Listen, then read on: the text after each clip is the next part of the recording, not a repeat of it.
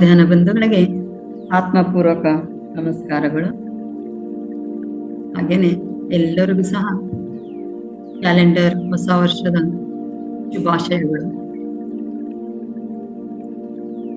ಮೊದಲನೇದಾಗಿ ಮಹಾವತಾರ್ ಬಾಬಾಜಿ ಅವರಿಗೆ ನನ್ನ ನಮನಗಳು. ಹಾಗೇನೆ ನಮ್ಮೆಲ್ಲರ ಗುರುಗಳು ಆಗಿರತಕ್ಕಂತಹ ಬ್ರಹ್ಮಶ್ರೀ ಡಾಕ್ಟರ್ ಸುಭಾಷ್ ಪತ್ರಿಜಿ ಅವರಿಗೂ ಸಹ ನಮನಗಳು. ಈ ವೇದಿಕೆಯನ್ನ ನಿರ್ಮಾಣ ಮಾಡಿರತಕ್ಕಂತಹ ಮಹಾವತಾರ್ ಫೌಂಡೇಶನ್ ಫೌಂಡರ್ ಆಗಿರತಕ್ಕಂತಹ ಡಾಕ್ಟರ್ ರಂಗನಾಥ್ ಸರ್ಗೆ ಸಹ ನಮನಗಳು. ಹಾಗೇನೆ ನನ್ನ ತಂದೆ ತಾಯಿಗೆ ಪ್ರಣಾಮವನ್ನ ಹೇಳ್ತಾ ಇಂದಿನ ಕಾರ್ಯಕ್ರಮವನ್ನ ಪ್ರಾರಂಭ ಮಾಡಿ. ಎಲ್ರಿಗೂ ತಿಳಿದಂತೆ 2026 ನಮ್ಮ 9 ರಿಂದ 10 ಗಂಟೆಯ ಧ್ಯಾನ ಹಾಗೂ ಸಮಗ್ರ ಸ್ವಾಸ್ಥ್ಯ ಕಾರ್ಯಕ್ರಮವನ್ನ ನಾವಿವತ್ತು ಪ್ರಾರಂಭ ಮಾಡ್ತಾ ಇದ್ದೇವೆ. ಈ ದಿನ ಜನವರಿ 5ನೇ ತಾರೀಕು. ಆದರೆ ನಮ್ಮ 41 ದಿನದ ಮಂಡಲ ಕಾರ್ಯಕ್ರಮದ 4ನೇ ಬ್ಯಾಚಿನ ಮೊದಲನೆಯ ದಿನ ಇದಾಗಿದೆ. ಈ ದಿನ ಜ್ಞಾನ ಹಂಚಿಕೆಗೆ ನಮ್ಮ ಗುರುಗಳಾದ ಡಾಕ್ಟರ್ ರಂಗನಾಥ್ ಸರ್ ಹಾಜರಾಗ್ತಾರೆ. ಆದರೆ ಮೊದಲು ನಾವು ಧ್ಯಾನವನ್ನ ಮಾಡುತ್ತಾ ತದನಂತರ ನಾವು ಜ್ಞಾನ ಹಂಚಿಕೆಯನ್ನ ಮಾಡ್ಕೊಳ್ಳೋಣ. ಈಗಾಗಲೇ ಧ್ಯಾನಕ್ಕೆ ಕೂತು ಅನುಭವ ಇರುವವರು ಧ್ಯಾನಕ್ಕೆ ಸಿದ್ಧರಾಗಿ ಧ್ಯಾನಸ್ಥರಾಗೋಣ. ಎಲ್ಲರೂ ಸಹ ಒಂದು ಲೋಟ ನೀರನ್ನ ಸೇವಿಸಿ, ಒಂದು ಲೋಟ ನೀರನ್ನ ತಮ್ಮ ಪಕ್ಕದಲ್ಲಿ ಇಟ್ಟುಕೊಂಡು ಧ್ಯಾನದ ನಂತರ ಪ್ರಾಣಶಕ್ತಿಯಿಂದ ಕುಡಿದಂತಹ ನೀರನ್ನ ಸೇವಿಸೋಣ. ಕನ್ನಡಕ ಧರಿಸಿದ್ದಲ್ಲಿ ಎಲ್ಲರೂ ಸಹ ಕನ್ನಡಕವನ್ನ ತಮ್ಮ ಪಕ್ಕದಲ್ಲಿ ಇಟ್ಟುಕೊಂಡು ಧ್ಯಾನದ ನಂತರ ಕನ್ನಡಕವನ್ನ ಧರಿಸ್ಕೊಳ್ಬಹುದಾಗಿದೆ. ಸೋಫಾ ಅಥವಾ ಕುರ್ಚಿ ಅಥವಾ ಮಂಚದ ಮೇಲೆ ಕಾಲನ್ನ ಕೆಳಗೆ ನೀಡಿ ಕೂತವರು ತಮ್ಮ 2 ಕಾಲುಗಳನ್ನ ಲಾಕ್ ಮಾಡ್ಕೊಳ್ಳಿ. ಹಾಗೇನೆ ತಮ್ಮ 2 ಕೈಗಳನ್ನ ಲಾಕ್ ಮಾಡ್ಕೊಳ್ಳಿ. ಇದನ್ನ ಉಶ್ವಾಸ ಮುದ್ರೆ ಅಂತ ಹೇಳ್ತಾರೆ. ಪುರುಷರು ತಮ್ಮ ಎಡ ಹೆಬ್ಬೆಟ್ಟಿನ ಮೇಲೆ ಬಲ ಹೆಬ್ಬೆಟ್ಟನ್ನ ಇಟ್ಟು ಲಾಕ್ ಮಾಡ್ಕೊಳ್ಳಿ. ಮಹಿಳೆಯರು ತಮ್ಮ ಬಲ ಹೆಬ್ಬೆಟ್ಟಿನ ಮೇಲೆ ಎಡ ಹೆಬ್ಬೆಟ್ಟನ್ನ ಇಟ್ಟು ಲಾಕ್ ಮಾಡಿಕೊಂಡು ತಮ್ಮ ಹೊಟ್ಟೆಯ ಕೆಳಗೆ ತೊಡೆಯ ಮೇಲೆ ಇಟ್ಕೊಂಡು ಕೂತ್ಕೊಳ್ಳಿ. ಕೆಳಗೆ ಕೂತಿರತಕ್ಕಂಥವ್ರು ಖಾಲಿ ನೆಲದಲ್ಲಿ ಕೂತ್ಕೊಳ್ಳದೆ ಒಂದು ಮೃದುವಾದ ಬಟ್ಟೆ ಅಥವಾ ಮೃದುವಾದ ಮ್ಯಾಟ್ ಅನ್ನ ಇಟ್ಟುಕೊಂಡು ಅದರ ಮೇಲೆ ಉತ್ತಾಸನ ಅಥವಾ ಪದ್ಮಾಸನ ಅದೇ ಸ್ಥಿತಿಯಲ್ಲಿ ತಮ್ಮ ಕೈಗಳನ್ನ ಲಾಕ್ ಮಾಡಿಕೊಂಡು ತಮ್ಮ ಹೊಟ್ಟೆಯ ಕೆಳಗೆ ತೊಡೆಯ ಮೇಲೆ ಇಟ್ಟುಕೊಂಡು ಕೂತ್ಕೊಳ್ಳಿ. ಎಲ್ಲರ ಸಹ ಬೆನ್ನು ಮೂಳೆ ನೇರವಾಗಿರಲಿ. ಹಾಗೇನೆ ಕುತ್ತಿಗೆಯೂ ಸಹ ನೇರವಾಗಿರಲಿ. ಆದರೆ ಶರೀರದಲ್ಲಿ ಯಾವುದೇ ಬಿಗಿತ್ವ ಬೇಡ. ಆರಾಮಾಗಿ ನಿಧಾನವಾಗಿ ರಿಲ್ಯಾಕ್ಸ್ ಆಗಿ ನೇರವಾಗಿ ಕೂತ್ಕೊಳ್ಳಿ. ಕೇವಲ ಶರೀರದಲ್ಲಿ ಮಾತ್ರ ಬಿಗಿತ್ವ ಅಲ್ಲ, ಮನಸ್ಸಿನಲ್ಲಿ ಸಹ ಯಾವುದೇ ಬಿಗಿತ್ವ ಬೇಡ. ಯಾವುದೇ ದ್ವಂದ್ವ, ಗೊಂದಲ, ಆಲೋಚನೆ, ಯಾವುದೇ ಜಪ ತಪ ಮಂತ್ರ ಯಾವುದು ಸಹ ಬೇಡ.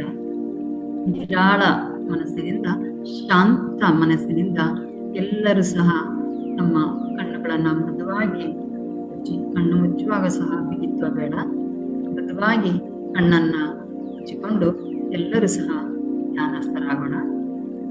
ಇವತ್ತು 40 ನಿಮಿಷದವರೆಗೆ ನಾವು ಧ್ಯಾನವನ್ನ ಮಾಡೋಣ. 30 ನಿಮಿಷ ನಾವು ಸಂಗೀತ ಧ್ಯಾನವನ್ನ ಮಾಡೋಣ. ತದನಂತರ 10 ನಿಮಿಷ ಶೂನ್ಯ ಧ್ಯಾನವನ್ನ ಮಾಡೋಣ. ತದನಂತರ ಗುರುಗಳು ಹಾಜರಾಗ್ತಾರೆ. ಜ್ಞಾನ ಹಂಚಿಕೆಯನ್ನ ಹೇಳೋಣ. ಎಲ್ಲರೂ ಸಹ ಧ್ಯಾನಸ್ಥರಾಗೋಣ. ನಾವು ಮಾಡ್ತಾ ಇರತಕ್ಕಂಥ ಧ್ಯಾನ ಆನ ಪಾನ ಸತಿ ಧ್ಯಾನ. ಆನ ಅಂತ ಹೇಳಿದ್ರೆ ನಾವು ಒಳಗಡೆ ತೆಗೆದುಕೊಳ್ಳತಕ್ಕಂತಹ ಉಸಿರು. ಪಾನ ಅಂದರೆ ನಾವು ಹೊರಗಡೆ ಬಿಡತಕ್ಕಂತಹ ಉಸಿರು. ಈ ಉಸಿರನ್ನ ನಾವು ಗಮನಿಸಿದಾಗ ಆಗತಕ್ಕಂತಹ ಮಿಲನವೇ ಸತಿ ಧ್ಯಾನ.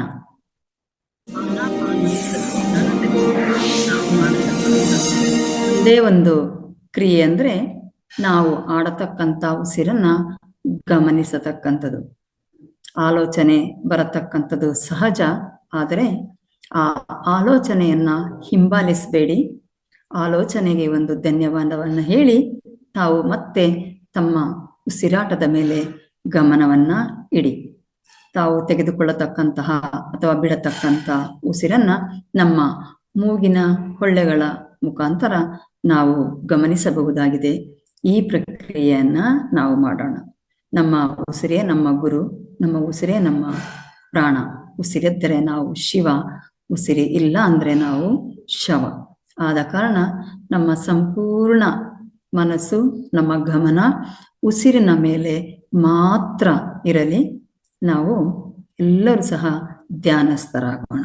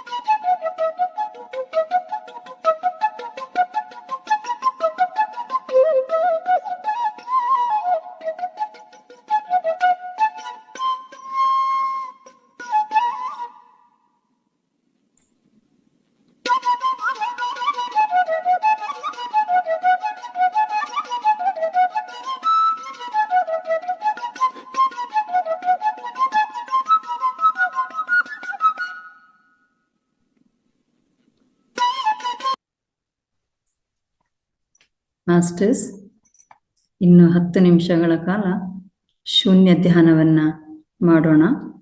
ಯಾರು ಸಹ ಕಣ್ಣು ತೆರೆಯಬೇಡಿ.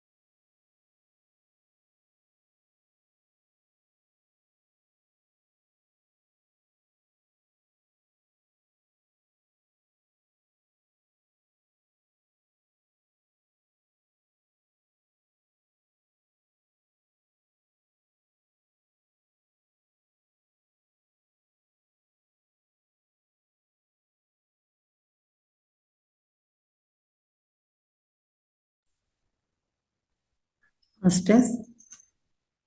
ಇನ್ನು 5 ಸೆಕೆಂಡುಗಳ ಧ್ಯಾನ. ಯಾರು ಸಹ ಕಣ್ಣು ತೆರೆಯಬೇಡಿ.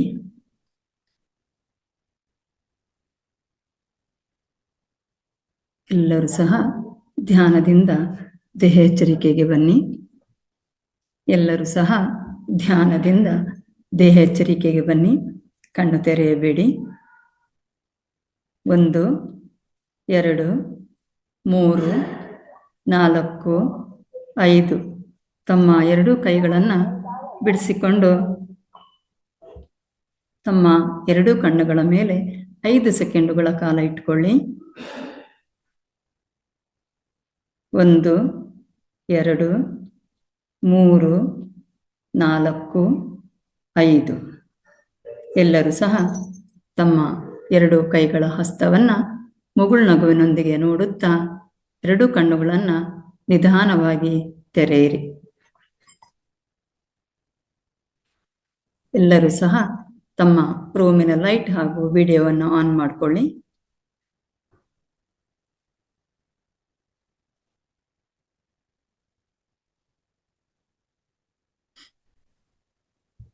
ಅದ್ಭುತವಾದ ಧ್ಯಾನವನ್ನು ಮಾಡಿದ ಎಲ್ಲ ಧ್ಯಾನ ಬಂಧುಗಳಿಗೆ ಧನ್ಯವಾದಗಳು. ಹಾಗೆಯೇ ಈ ಧ್ಯಾನಕ್ಕೆ ಸಹಕರಿಸಿದ ಪ್ರಕೃತಿ ಮಾತೆಗೆ ಹಾಗೂ ನಮ್ಮ ಶರೀರಕ್ಕೆ ಚಪ್ಪಾಳೆಯೊಂದಿಗೆ ಧನ್ಯವಾದವನ್ನು ಸಮರ್ಪಿಸೋಣ. ಧನ್ಯವಾದಗಳು ಎಲ್ರಿಗೂ. ಮುಂದಿನ ಕಾರ್ಯಕ್ರಮ ಧ್ಯಾನ ಹಂಚಿಕೆ. ಧ್ಯಾನ ಹಂಚಿಕೆಗೆ ಈ ದಿನ ಕರ್ಮ ಚಿಕಿತ್ಸೆ ಬಗ್ಗೆ ಜ್ಞಾನವನ್ನು ಹಂಚಿಕೊಳ್ಳಕ್ಕೆ ನಮ್ಮ ಈ ವೇದಿಕೆಯನ್ನು ನಿರ್ಮಾಣ ಮಾಡಿ ನಮಗೆಲ್ಲ ಅವಕಾಶ ಮಾಡಿಕೊಟ್ಟಿರತಕ್ಕಂತಹ ಮಹಾವತಾರ್ ಫೌಂಡೇಶನ್ನ ಫೌಂಡರ್ ಆಗಿರತಕ್ಕಂಥ ಡಾಕ್ಟರ್ ರಂಗನಾಥ್ ಸರ್ ಅವರು ನಮ್ಮ ಮುಂದೆ ಹಾಜರಾಗಿದ್ದಾರೆ. ಇವರಿಗೆ ಈ ವೇದಿಕೆಯ ಹೊಸ ವರ್ಷದ ಶುಭಾಶಯವನ್ನು ಹೇಳುವುದರ ಜೊತೆಗೆ ಎಲ್ಲ ಧ್ಯಾನ ಬಂಧುಗಳ ಪರವಾಗಿ ಹಾಗೂ ನಾನು ವೈಯಕ್ತಿಕವಾಗಿ ಸ್ವಾಗತವನ್ನು ಬಯಸ್ತೇನೆ. Welcome sir. Over to you sir. Thank you ma'am. ಧನ್ಯವಾದಗಳು. My dear masters, my dear gods, my dear friends, ಎಲ್ಲರಿಗೂ ಶುಭ ಸಂಜೆ. ಈ ಹೊಸ ವರ್ಷದ ಶುಭಾಶಯಗಳು ತಿಳಿಸ್ತಾ ಇಂದಿನ ಈ ಕಾರ್ಯಕ್ರಮವನ್ನು ಪ್ರಾರಂಭಿಸಿಕೊಳ್ಳೋಣ. ಪ್ರಾರಂಭಿಸೋಕೆ ಮುಂಚೆ ನಮ್ಮ ಪ್ರಿಯತಮ ಗುರುವಾದ ಬ್ರಹ್ಮರ್ಷಿ ಪತ್ರಿಜಿಯವರಿಗೂ ಮತ್ತು ನಮ್ಮ ಪ್ರಿಯತಮ ಗ್ರ್ಯಾಂಡ್ ಮಾಸ್ಟರ್ ಆದ ಮಾತಾರ್ ಬಾಬಾಜಿಯವರಿಗೂ ಪ್ರತ್ಯೇಕ ನಮನಗಳನ್ನು ಸಲ್ಲಿಸ್ತಾ ಇಂದಿನ ಕಾರ್ಯಕ್ರಮವನ್ನು ಪ್ರಾರಂಭಿಸ್ತಾ.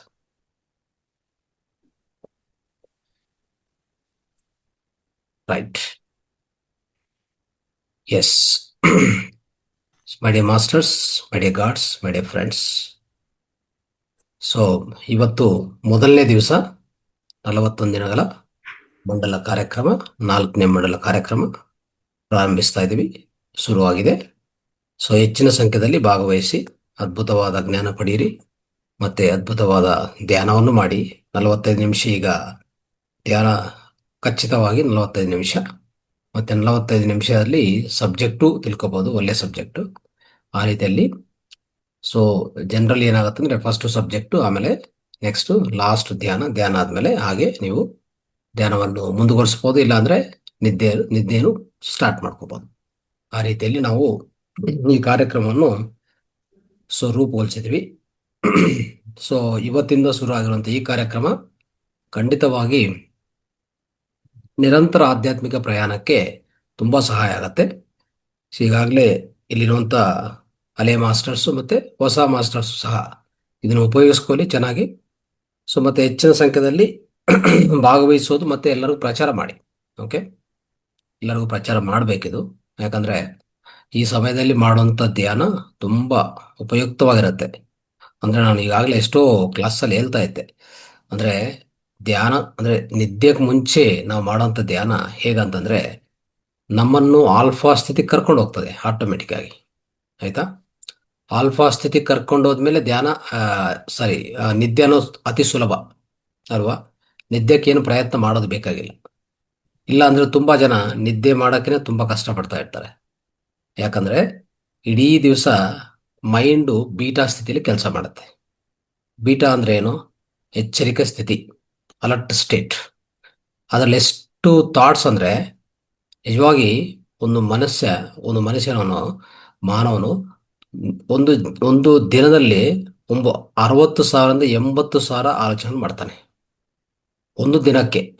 ಮೈಂಡಿಂದ ಟ್ರಾವೆಲ್ ಆಗುವಂಥ ಥಾಟ್ಸ್, ಮೈಂಡಿಂದ ಪ್ರವಾಹ ಅಂತ ಥಾಟ್ಸ್ ನೋಡಿದರೆ 60ರಿಂದ 80,000. ಅವಾಗ ಎಷ್ಟು ಒತ್ತಡ ಇರ್ತದೆ ನೋಡಿ. ಒಂದೇ ಥಾಟ್ ಪದೇ ಪದೇ ಪದೇ ಬರ್ತಾ ಹೋಗ್ತದೆ. ಸ್ವಲ್ಪ ಜನ ಒಂದು ನಕಾರಾತ್ಮಕ ಚಿಂತನೆ ಜಾಸ್ತಿ ಮಾಡ್ತಾ ಇರ್ತಾರೆ. ಯಾವುದೋ ಒಂದು ಕಷ್ಟ ನಷ್ಟ ಏನೋ ಆಗಿದ್ರೆ ಅದ್ರ ಬಗ್ಗೆನೇ ಹೆಚ್ಚು ಚಿಂತೆ ಮಾಡ್ತಾ ಇರ್ತಾರೆ. ಈ ರೀತಿಯಲ್ಲಿ ಮಾಡುವಾಗ ನೈಟ್ ಮಲಗೋದು ಕಷ್ಟ. ಯಾಕಂದರೆ ಏನು ಒತ್ತಡವನ್ನು ನಾವು ಅನುಭವಿಸಿರ್ತೀವೋ ಆ ಒತ್ತಡ ಅನ್ನೋದು ಮಲಗಕ್ಕೆ ಬೀಳೋದಿಲ್ಲ. ಅಂದರೆ ಮೈಂಡನ್ನು ಆ ಎಚ್ಚರಿಕೆ ಸ್ಥಿತಿಯಿಂದ ನಿದ್ದೆ ಸ್ಥಿತಿಗೆ ಜಾರಕ್ಕೆ ಬಿಡೋದಿಲ್ಲ. ಆಯಿತಾ?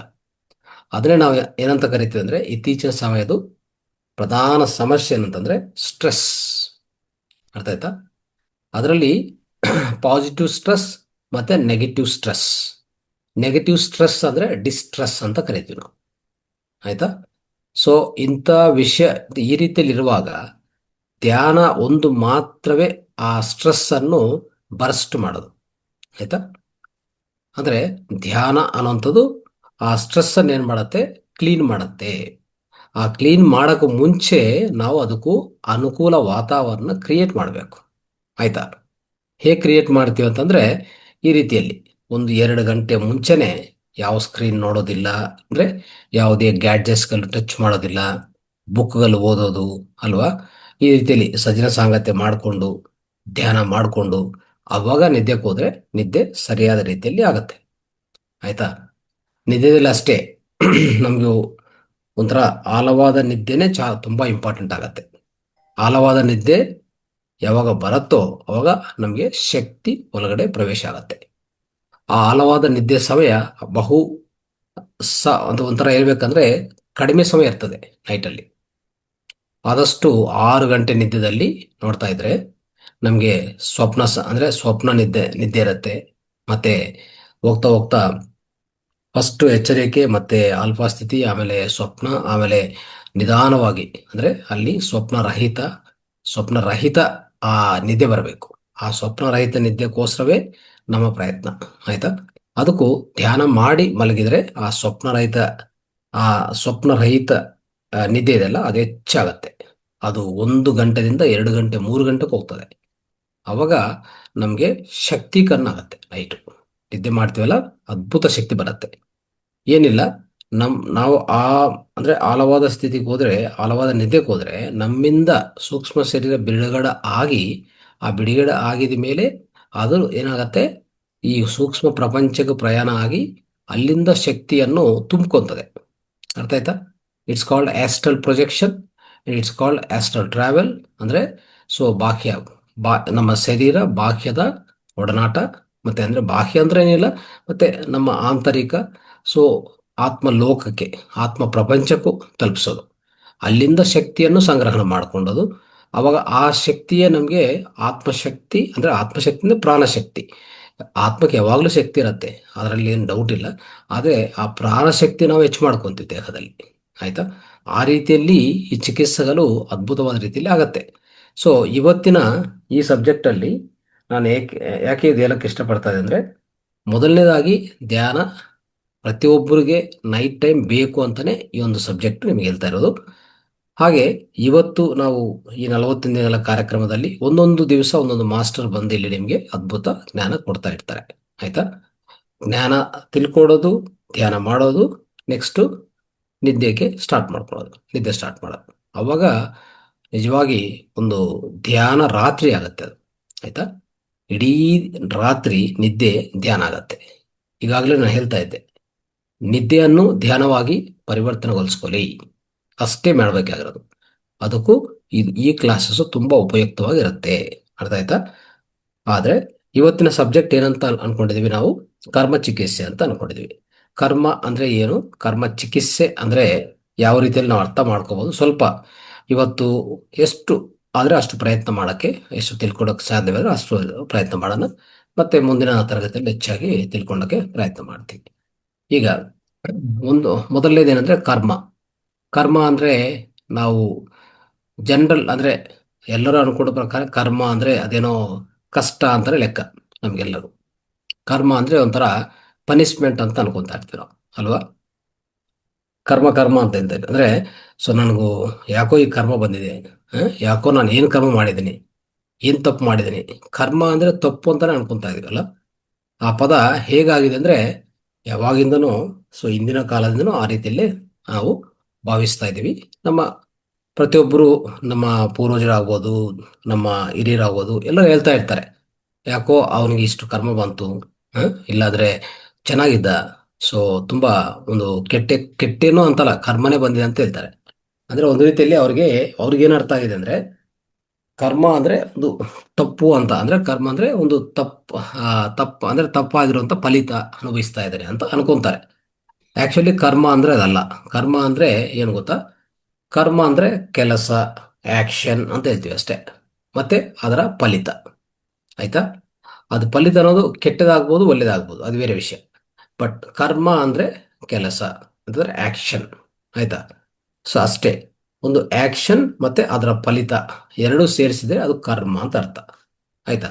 ಸೊ ಈ ಕರ್ಮವನ್ನು ನಾವು ಯಾವ ರೀತಿಯಲ್ಲಿ ಅಂದ್ರೆ, ಒಂದು ಒಳ್ಳೆ ಆಕ್ಷನ್ ಅಂದ್ರೆ ಪಾಸಿಟಿವ್ ಆಕ್ಷನ್ ಮಾಡಿದ್ರೆ ಅಲ್ಲಿ ಪಾಸಿಟಿವ್ ಫಲಿತ, ಇಲ್ಲ ನೆಗೆಟಿವ್ ಆಕ್ಷನ್ ಮಾಡಿದ್ರೆ ನೆಗೆಟಿವ್ ಫಲಿತ, ಒಂಥರ ಮಿಶ್ರಮ ಮಾಡಿದ್ರೆ ಮಿಶ್ರಮ ಫಲಿತ, ಅಲ್ವಾ?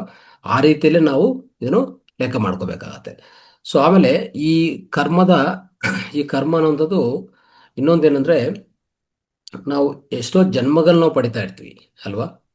ಈ ಕರ್ಮವನ್ನು ನಾವು ಯಾವ ರೀತಿಯಲ್ಲಿ ತಗೋಬೇಕಂದ್ರೆ, karma karma is meant for soul growth. ಅರ್ಥ ಆಯ್ತಾ? ಕರ್ಮ ಯಾಕೆ ಬರುತ್ತಂತಂದ್ರೆ, ಕರ್ಮ ಅನ್ನೋದು ಒಂಥರ, ಇದು ಒಂದು ಎನರ್ಜಿನೇ. ಇದೊಂದು ಕೆಲಸ ಅಂದಮೇಲೆ, ಕೆಲಸ ಅಂದ್ರೆ ಅದು ಕೆಲಸ ಆಗ್ಬೇಕಂದ್ರೆ ಶಕ್ತಿ ಬೇಕಲ್ಲ, ಇದು ಒಂದು ಎನರ್ಜಿನೇ. ಅರ್ಥ ಆಯ್ತಾ? ಇದು ಎಲ್ಲಿರುತ್ತಂತಂದ್ರೆ, ಈ ಕರ್ಮ ಸಂಬಂಧಿತ ಆ ಬ್ಲೂ ಪ್ರಿಂಟ್ಸ್ಗಳು ಎಲ್ಲಿರ್ತಾವಂದ್ರೆ ಖಂಡಿತ ನಮ್ಮ ಒಳಗಡೆನೆ ಇರ್ತವೆ ಅವೆಲ್ಲ. ಆಯ್ತಾ? ಒಂದು ಬೀಜಗಳ ರೂಪದಲ್ಲಿ ಇರ್ತವೆ. ಉದಾಹರಣೆಗೆ, ನಾವು ಏಪ್ರಿಲ್ ಮೇ ಅಲ್ಲಿ ಹೋದ್ರೆ, ಒಂದು ಮಾವಿನ ತೋಟದಲ್ಲಿ ಹೋದ್ರೆ, ಅವಾಗ ಎಲ್ಲ ಮಾವಿನ ಕಾಯಗಳು ಮತ್ತೆ ಫಲಗಳು ಸಿಗತ್ತೆ. ನೀವು ಸೆಪ್ಟೆಂಬರ್ ಅಲ್ಲಿ ಹೋದ್ರೆ ಅಲ್ಲಿ ಏನು ಇರೋದಿಲ್ಲ, ಅಲ್ವಾ? ಎಲ್ಲೋಯ್ತು ಈ ಫಲಗಳು, ಈ ಕಾಯಗಳು ಅಂತಂದ್ರೆ ಅವು ಇಲ್ಲ ಈಗ. ಆಯ್ತಾ? ಯಾವ ಸಮಯದಲ್ಲಿ ಆಚೆ ಕಡೆ ಬರಬೇಕು ಆ ಸಮಯದಲ್ಲಿ ಆಚೆ ಕಡೆ ಬರ್ತವೆ. ಆಯ್ತಾ? ಅದೇ ರೀತಿಯಲ್ಲಿ, ಸೊ ನಮಗೆ ನಮ್ಮ ಜೀವನದಲ್ಲಿ ನಾವು ನೋಡ್ತಾ ಇರ್ತೀವಿ, ಒಬ್ಬೊಬ್ಬರಿಗೆ ಒಂದು ಸಮಯದಲ್ಲಿ ಒಂದು ಯಾವುದೋ ಒಂದು ಕರ್ಮ ಅನ್ನೋದು ಬರುತ್ತೆ. ಅಂದ್ರೆ ನಾವು ಮಾಡುವಂತ ಇಂದಿನ ಕರ್ಮ ಅದು ಒಳ್ಳೇದು ಮಾಡಿದ್ರೆ ಆ ಒಳ್ಳೆಯ ಕರ್ಮದ ಫಲಿತ ಬಂದಿರ್ತದೆ, ಅಲ್ವಾ? ಅದೇ ರೀತಿಯಲ್ಲಿ ಯಾವುದೋ ಒಂದು ಕೆಟ್ಟದ್ದು ಮಾಡಿದ್ರೆ, ಗೊತ್ತಿದೆಯೋ ಗೊತ್ತಿಲ್ಲದೋ, ಆಯ್ತಾ, ಒಂದು ಕೆಟ್ಟ ಕರ್ಮ ಮಾಡಿದ್ರೆ ಆ ಕೆಟ್ಟ ಕರ್ಮ ಫಲಿತ ನಮ್ಮ ಜೀವನದಲ್ಲಿ ಬಂದಿರ್ತದೆ. ಅಂದ್ರೆ ನನಗೂ ನಿಮಗೂ ಎಲ್ಲರಿಗೂ ಪ್ರತಿಯೊಬ್ಬರಿಗೂ ಈ ಇಡೀ ವಿಶ್ವದಲ್ಲಿ, ಈ ಭೂಪ್ರಪಂಚದಲ್ಲಿ ಯಾರಿಗಾದ್ರೂ ಆಗ್ಬೋದು. ಯಾವ ಕರ್ಮದೂ ಆಗ್ಬೋದು, ಯಾರಿಗೂ ಆಗ್ಬೋದು. ವಿಧ ವಿಧ ಕರ್ಮಗಳು ವಿಧ ವಿಧ ಟೈಮ್ಸ್ ಅಲ್ಲಿ, ವಿಧ ವಿಧ ಸಮಯದಲ್ಲಿ ಬರ್ತವೆ ಹೋಗ್ತವೆ. ಆಯ್ತಾ? ಅದು ಎಲ್ಲಿಂದ ಬಂತು ಅಂತಂದ್ರೆ, ನಿಮ್ಮ ಒಳಗಡೆನೆ ಇದೆ, ಬೀಜ ರೂಪದಲ್ಲಿದೆ. ಯಾವಾಗ ಸಮಯ ಬಂದ್ರೆ ಅದು ಫಲ ರೂಪದಲ್ಲಿ ನಿಮ್ಮ ಜೀವನದಲ್ಲಿ ಭಾಗವಾಗ್ತದೆ. ಅದು ನೀವು ಆ ಸಮಯದಲ್ಲಿ ಅನುಭವಿಸಕ್ಕೆ ವಿಧ ವಿಧ ಪದ್ಧತಿಗಳು. ಆಯ್ತಾ? ಇವತ್ತು ಕರ್ಮ ಚಿಕಿತ್ಸೆ ಅಂತ ನಾವು ತಿಳ್ಕೊಂಡಾಗ ಅದು ನಾವು ಡಿಸ್ಕಸ್ ಮಾಡೋಣ.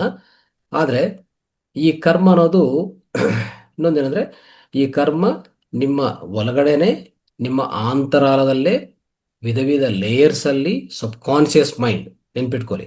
ಸಬ್ ಕಾನ್ಸಿಯಸ್ ಉಪಚೇತನ ಮನಸ್ಸು ಒಳಗಡೆನೆ ಈಗಾಗಲೇ ಸ್ಟೋರ್ ಆಗಿ ಇರ್ತವೆ. ಆಯ್ತಾ? ಯಾಕಂದ್ರೆ ನಾವೆಲ್ಲರೂ ಎಷ್ಟೋ ಜನ್ಮಗಳು ಪಡ್ಕೊಂಡು ಜನ್ಮಗಳು ತಗೊಂಡು ಬರ್ತಾನೆ ಇರ್ತೀವಿ, ಬರ್ತೀವಿ ಹೋಗ್ತೀವಿ, ಅಲ್ವಾ? ಸೊ ಮತ್ತೆ ಬರಕ್ಕೂ ಕಾರಣನು ನಮ್ಮ ನಮ್ಮಲ್ಲಿ ಇರುವಂತ ಸ್ಟೋರ್ ಆಗಿರುವಂತ ಕರ್ಮಗಳು. ನಾವು ಕರ್ಮಾತೀತವಾಗಿ, ಕರ್ಮಕ್ಕೆ ಅತೀತವಾಗಿ ಕರ್ಮವನ್ನು ಕರ್ಮಗಳು ಮಾಡ್ಕೊಂಡ್ರೆ, ಕರ್ಮಗಳನ್ನೆಲ್ಲ ಶೂನ್ಯ ಮಾಡ್ಕೊಂಡ್ರೆ ಮತ್ತೆ ಬರೋದೇನ್ ಬೇಕಾಗತ್ತೆ, ಅಲ್ವಾ? ಸೊ ಆದ್ರೆ ಕರ್ಮಗಳು ಯಾವುದೇ ರೀತಿಯಲ್ಲಿ ಪನಿಷ್ಮೆಂಟ್ ಅಲ್ಲ, ನೆನ್ಪಿಟ್ಕೊಳ್ಳಿ. They are not meant for punishment. In fact they are very very helpful for the soul evolution. ನಿಮ್ಮ ಆತ್ಮ ಪರಿಣಿತಿಗೆ ಕರ್ಮಗಳು ಬೇಕೇ ಬೇಕು. ಈ ರೀತಿಯಲ್ಲಿ ತಗೊಳ್ಳಿ. ಯಾವಾಗಲೂ ಅದನ್ನು ಒಂಥರ ನಕಾರಾತ್ಮಕ ತಗೊಂಡೋದು ಬಿಟ್ಬಿಡಿ. ಆಯ್ತಾ? ತುಂಬಾ ಜನ ಏನ್ ಮಾಡ್ತಾರಂದ್ರೆ, ಕರ್ಮ ಅಂದ್ರೆ ಒಂಥರ ಪನಿಷ್ಮೆಂಟು, ನಾನೇನೋ ಮಾಡಿದ್ದೀನಿ ಈಗ ಅನುಭವಿಸ್ತಾ ಇದ್ದೀನಿ, ಆ ರೀತಿಯಲ್ಲಿ ನೀವು ಅನ್ಕೋಬಹುದು. ಪೇಯ್ನ್ ಅನ್ನೋದು ನಿಮ್ಮ ದೇಹಕ್ಕೆ. ಆದರೆ ಸೋಲ್ಗೆ ಏನಾಗತ್ತೆ ಅದು ಅಂದ್ರೆ ಒಂದು ಆತ್ಮಕ್ಕೆ ಅದು ಪರಿಣಿತಿ, ಆತ್ಮಕ್ಕೆ ಅದು ಒಂದು ಏನದು ಲೆಸನ್. ಲೆಸನ್ ಅಂದ್ರೆ ಕಲ್ಸ್ಕೊಂತ ಇದೆ. ಆ ಆತ್ಮನದು ಪ್ರತಿ ಜೀವನದಲ್ಲಿ, ಪ್ರತಿ ಅಂಶದಲ್ಲಿ, ಪ್ರತಿ ಕರ್ಮ ಮುಖಾಂತರನು ಅದು ಕಲ್ಸ್ಕೊಂತದೆ. ಅಂದ್ರೆ ಅದರ ವಿವೇಕ, ಅಂದ್ರೆ ಅದರ ವಿವೇಕ, ಅದರ ಪರಿಣಿತಿ, ಅದರ ಒಂಥರ ಹೇಳ್ಬೇಕಂದ್ರೆ ಎವಲ್ಯೂಷನ್ ಅಂತ ಹೇಳ್ತೀವಿ ನಾವು. ಆಯ್ತಾ? ಪರಿಣಿತಿ ಹೆಚ್ಚಾಗ್ತಾ ಇರ್ತದೆ. ಪರಿಣಿತಿ ಅನ್ನೋದು ಯಾವಾಗಲೂ ಆತ್ಮಕ್ಕೆ ಹೆಚ್ಚು ಆಗ್ತಾನೆ ಇರ್ತದೆ. ಬಟ್ ದೇಹಕ್ಕೆ ಸ್ವಲ್ಪ ಕಷ್ಟ ಆಗ್ಬೋದು ಅಷ್ಟೇ. ದೇಹಕ್ಕೆ ತೊಂದರೆ ಆಗ್ಬೋದು, ಕಷ್ಟ ಆಗ್ಬೋದು, ನೋವು ಅನಿಸ್ಬೋದು ಅಲ್ವಾ? ಆದರೆ ಆತ್ಮಕ್ಕೆ ಯಾವ ತೊಂದರೆ ಇಲ್ಲ. ಆತ್ಮ ಬೆಳವಣಿಗೆ ಬೆಳವಣಿಗೆ ಯಾವಾಗಲೂ ಆಗ್ತಾನೆ ಇರ್ತದೆ. ಅದಕ್ಕೆ ಹೇಳಿದ್ವಲ್ಲ, there is no regression of the soul, only progression of the soul. ಅರ್ಥ ಆಯ್ತಾ?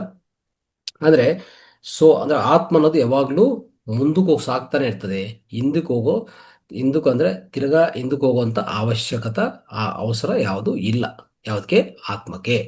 ಅದಕ್ಕೆ ಆತ್ಮಕ್ಕೂ ಎಲ್ಲ ಅನುಭವಗಳೇ, ಕೆಟ್ಟದಾಗ್ಲಿ ಒಳ್ಳೇದಾಗ್ಲಿ. ಕೆಟ್ಟದು ಒಳ್ಳೇದು ಅಂತ ಯಾವುದೂ ಇಲ್ಲ ಆತ್ಮಕ್ಕೆ, ನೆನ್ಪಿಟ್ಕೊರಿ. ಅದೇನ್ ತಗೊಂತದಂದ್ರೆ ಅನುಭವವನ್ನು ತಗೊಂತದೆ, ಅನುಭವವನ್ನು ಪಡಿತಾ ಇರ್ತದೆ ಅಷ್ಟೇ ಅದು. ಆಯ್ತಾ? ಸೊ ಯಾವುದೇ ಕೆಟ್ಟದ್ದು ಮಾಡಿದ್ರು, ಒಳ್ಳೇದು ಮಾಡಿದ್ರು, ಆ ಸಮಯಕ್ಕೆ ನಿಮ್ಮ ಒಳಗಡೆ ಇರುವಂತ ಬುದ್ಧಿ ಪ್ರಕಾರ ನೀವು ಮಾಡಿರ್ತೀರಿ. ಅಂದ್ರೆ ಏನಂತ ಹೇಳ್ತೀವಿ? ಬುದ್ಧಿಯಾನುಸಾರ ಕರ್ಮ ಅಲ್ವಾ? ಕರ್ಮಾನುಸಾರ ಬುದ್ಧಿ ಅಲ್ಲ, ಬುದ್ಧಿಯಾನುಸಾರ ಕರ್ಮ. ನಿಮ್ಮ ಬುದ್ಧಿ ಹೇಗಿದೆಯೋ ಆ ಪ್ರಕಾರ ಕರ್ಮಲ ಆಗ್ತಾ ಇರ್ತದೆ. ಆ ಬುದ್ಧಿಯನ್ನು ಹೆಚ್ಚು ಮಾಡಿಕೊಂಡಕ್ಕೇನೆ ನಾವು ಇಂಥ ಸಜ್ಜನ ಸಾಂಗತ್ಯಕ್ಕೆ ಬರೋದು ಅಲ್ವಾ? ಸಜ್ಜನ ಸಾಂಗತ್ಯಕ್ಕೆ ಯಾಕೆ ಬರ್ತೀವಿ?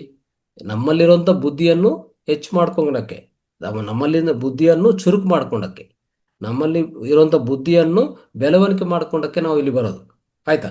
ಇಂಥ ರೀತಿಯಲ್ಲಿ ಧ್ಯಾನ ಮಾಡಿ, ಸಜ್ಜನ ಸಾಂಗತ್ಯ ಮಾಡಿ, ಪುಸ್ತಕ ಎಲ್ಲ ಓದಿ, ಸ್ವಾಧ್ಯಾಯ ಮಾಡ್ಕೊಳ್ಳಿ, ಅನೇಕ ರೀತಿಯಲ್ಲಿ. ಆಯ್ತಾ? ಒಂದು ಒಳ್ಳೆ ಮಂತ್ರ ಪಠನ ಮಾಡ್ಕೊಳ್ಳಿ. ಏನೇ ಒಂದು ಅದ್ಭುತ ಅಂದ್ರೆ ಒಂದು ಸಾಧನಗಳು ಮಾಡಿಕೊಂಡು ಕ್ರಿಯಾಗೋ ಸಾಧನ ಮಾಡಿ, ಯೋಗ ಮಾಡಿ ಅಲ್ವಾ, ಪ್ರಾಣಾಯಾಮ ಮಾಡಿ, ವಿಧ ವಿಧ ರೀತಿಯಲ್ಲಿ ನಾವೇನು ಮಾಡ್ತೀವಿ ಅಂದ್ರೆ ನಮ್ಮಲ್ಲಿರುವಂಥ ಬುದ್ಧಿಯನ್ನು ಸರಿಯಾದ ರೀತಿಯಲ್ಲಿ ಸರಿಪಡಿಸ್ಕೊಂತ ಹೋದ್ರೆ ಅವಾಗ ನಾವು ಮಾಡೋ ಕರ್ಮಗಳು ಚೆನ್ನಾಗಿರ್ತದೆ. ಅರ್ಥ ಆಯ್ತಾ? ಆದ್ರೆ ಒಂದೇನಂದ್ರೆ ಈ ಭೂಮಿಯಲ್ಲಿ ಅಂದ್ರೆ ಈ ವಿಶ್ವದಲ್ಲಿ ನೆನ್ಪಿಟ್ಕೊಳ್ಳಿ, ಈಗ ಇವತ್ತು ಫಾರ್ ಎಕ್ಸಾಂಪಲ್ ನಾವೆಲ್ಲರೂ ಈ ಕ್ಲಾಸಲ್ಲಿ ಕೂತ್ಕೊಂಡು ಕೇಳಿಸ್ಕೊಂತ ಇದ್ದೀವಿ. ಆದ್ರೆ ಇದು ಈ ಸಂಘಟನೆ ಆಗ್ತಾ ಇದೆ ಅಂತ ಅರ್ಥ ಏನು ಗೊತ್ತಾ? ಈ ಸಂಘಟನೆ ಈಗಾಗಲೇ ಬರೆದಿಟ್ಟಿದ್ದಾರೆ ಆಲ್ರೆಡಿ. ವಿಶ್ವದ ಅಂತರಾಳದಲ್ಲಿ, ವಿಶ್ವದ ಹೇಳ್ಬೇಕಂದ್ರೆ ವಿಶ್ವದ ಆ ನೆನಪಿನಲ್ಲಿ, ವಿಶ್ವದ ಮೆಮೊರಿಯಲ್ಲಿ ಈಗಾಗಲೇ ಸ್ಟೋರ್ ಆಗಿದೆ. ಅರ್ಥ ಆಯ್ತಾ?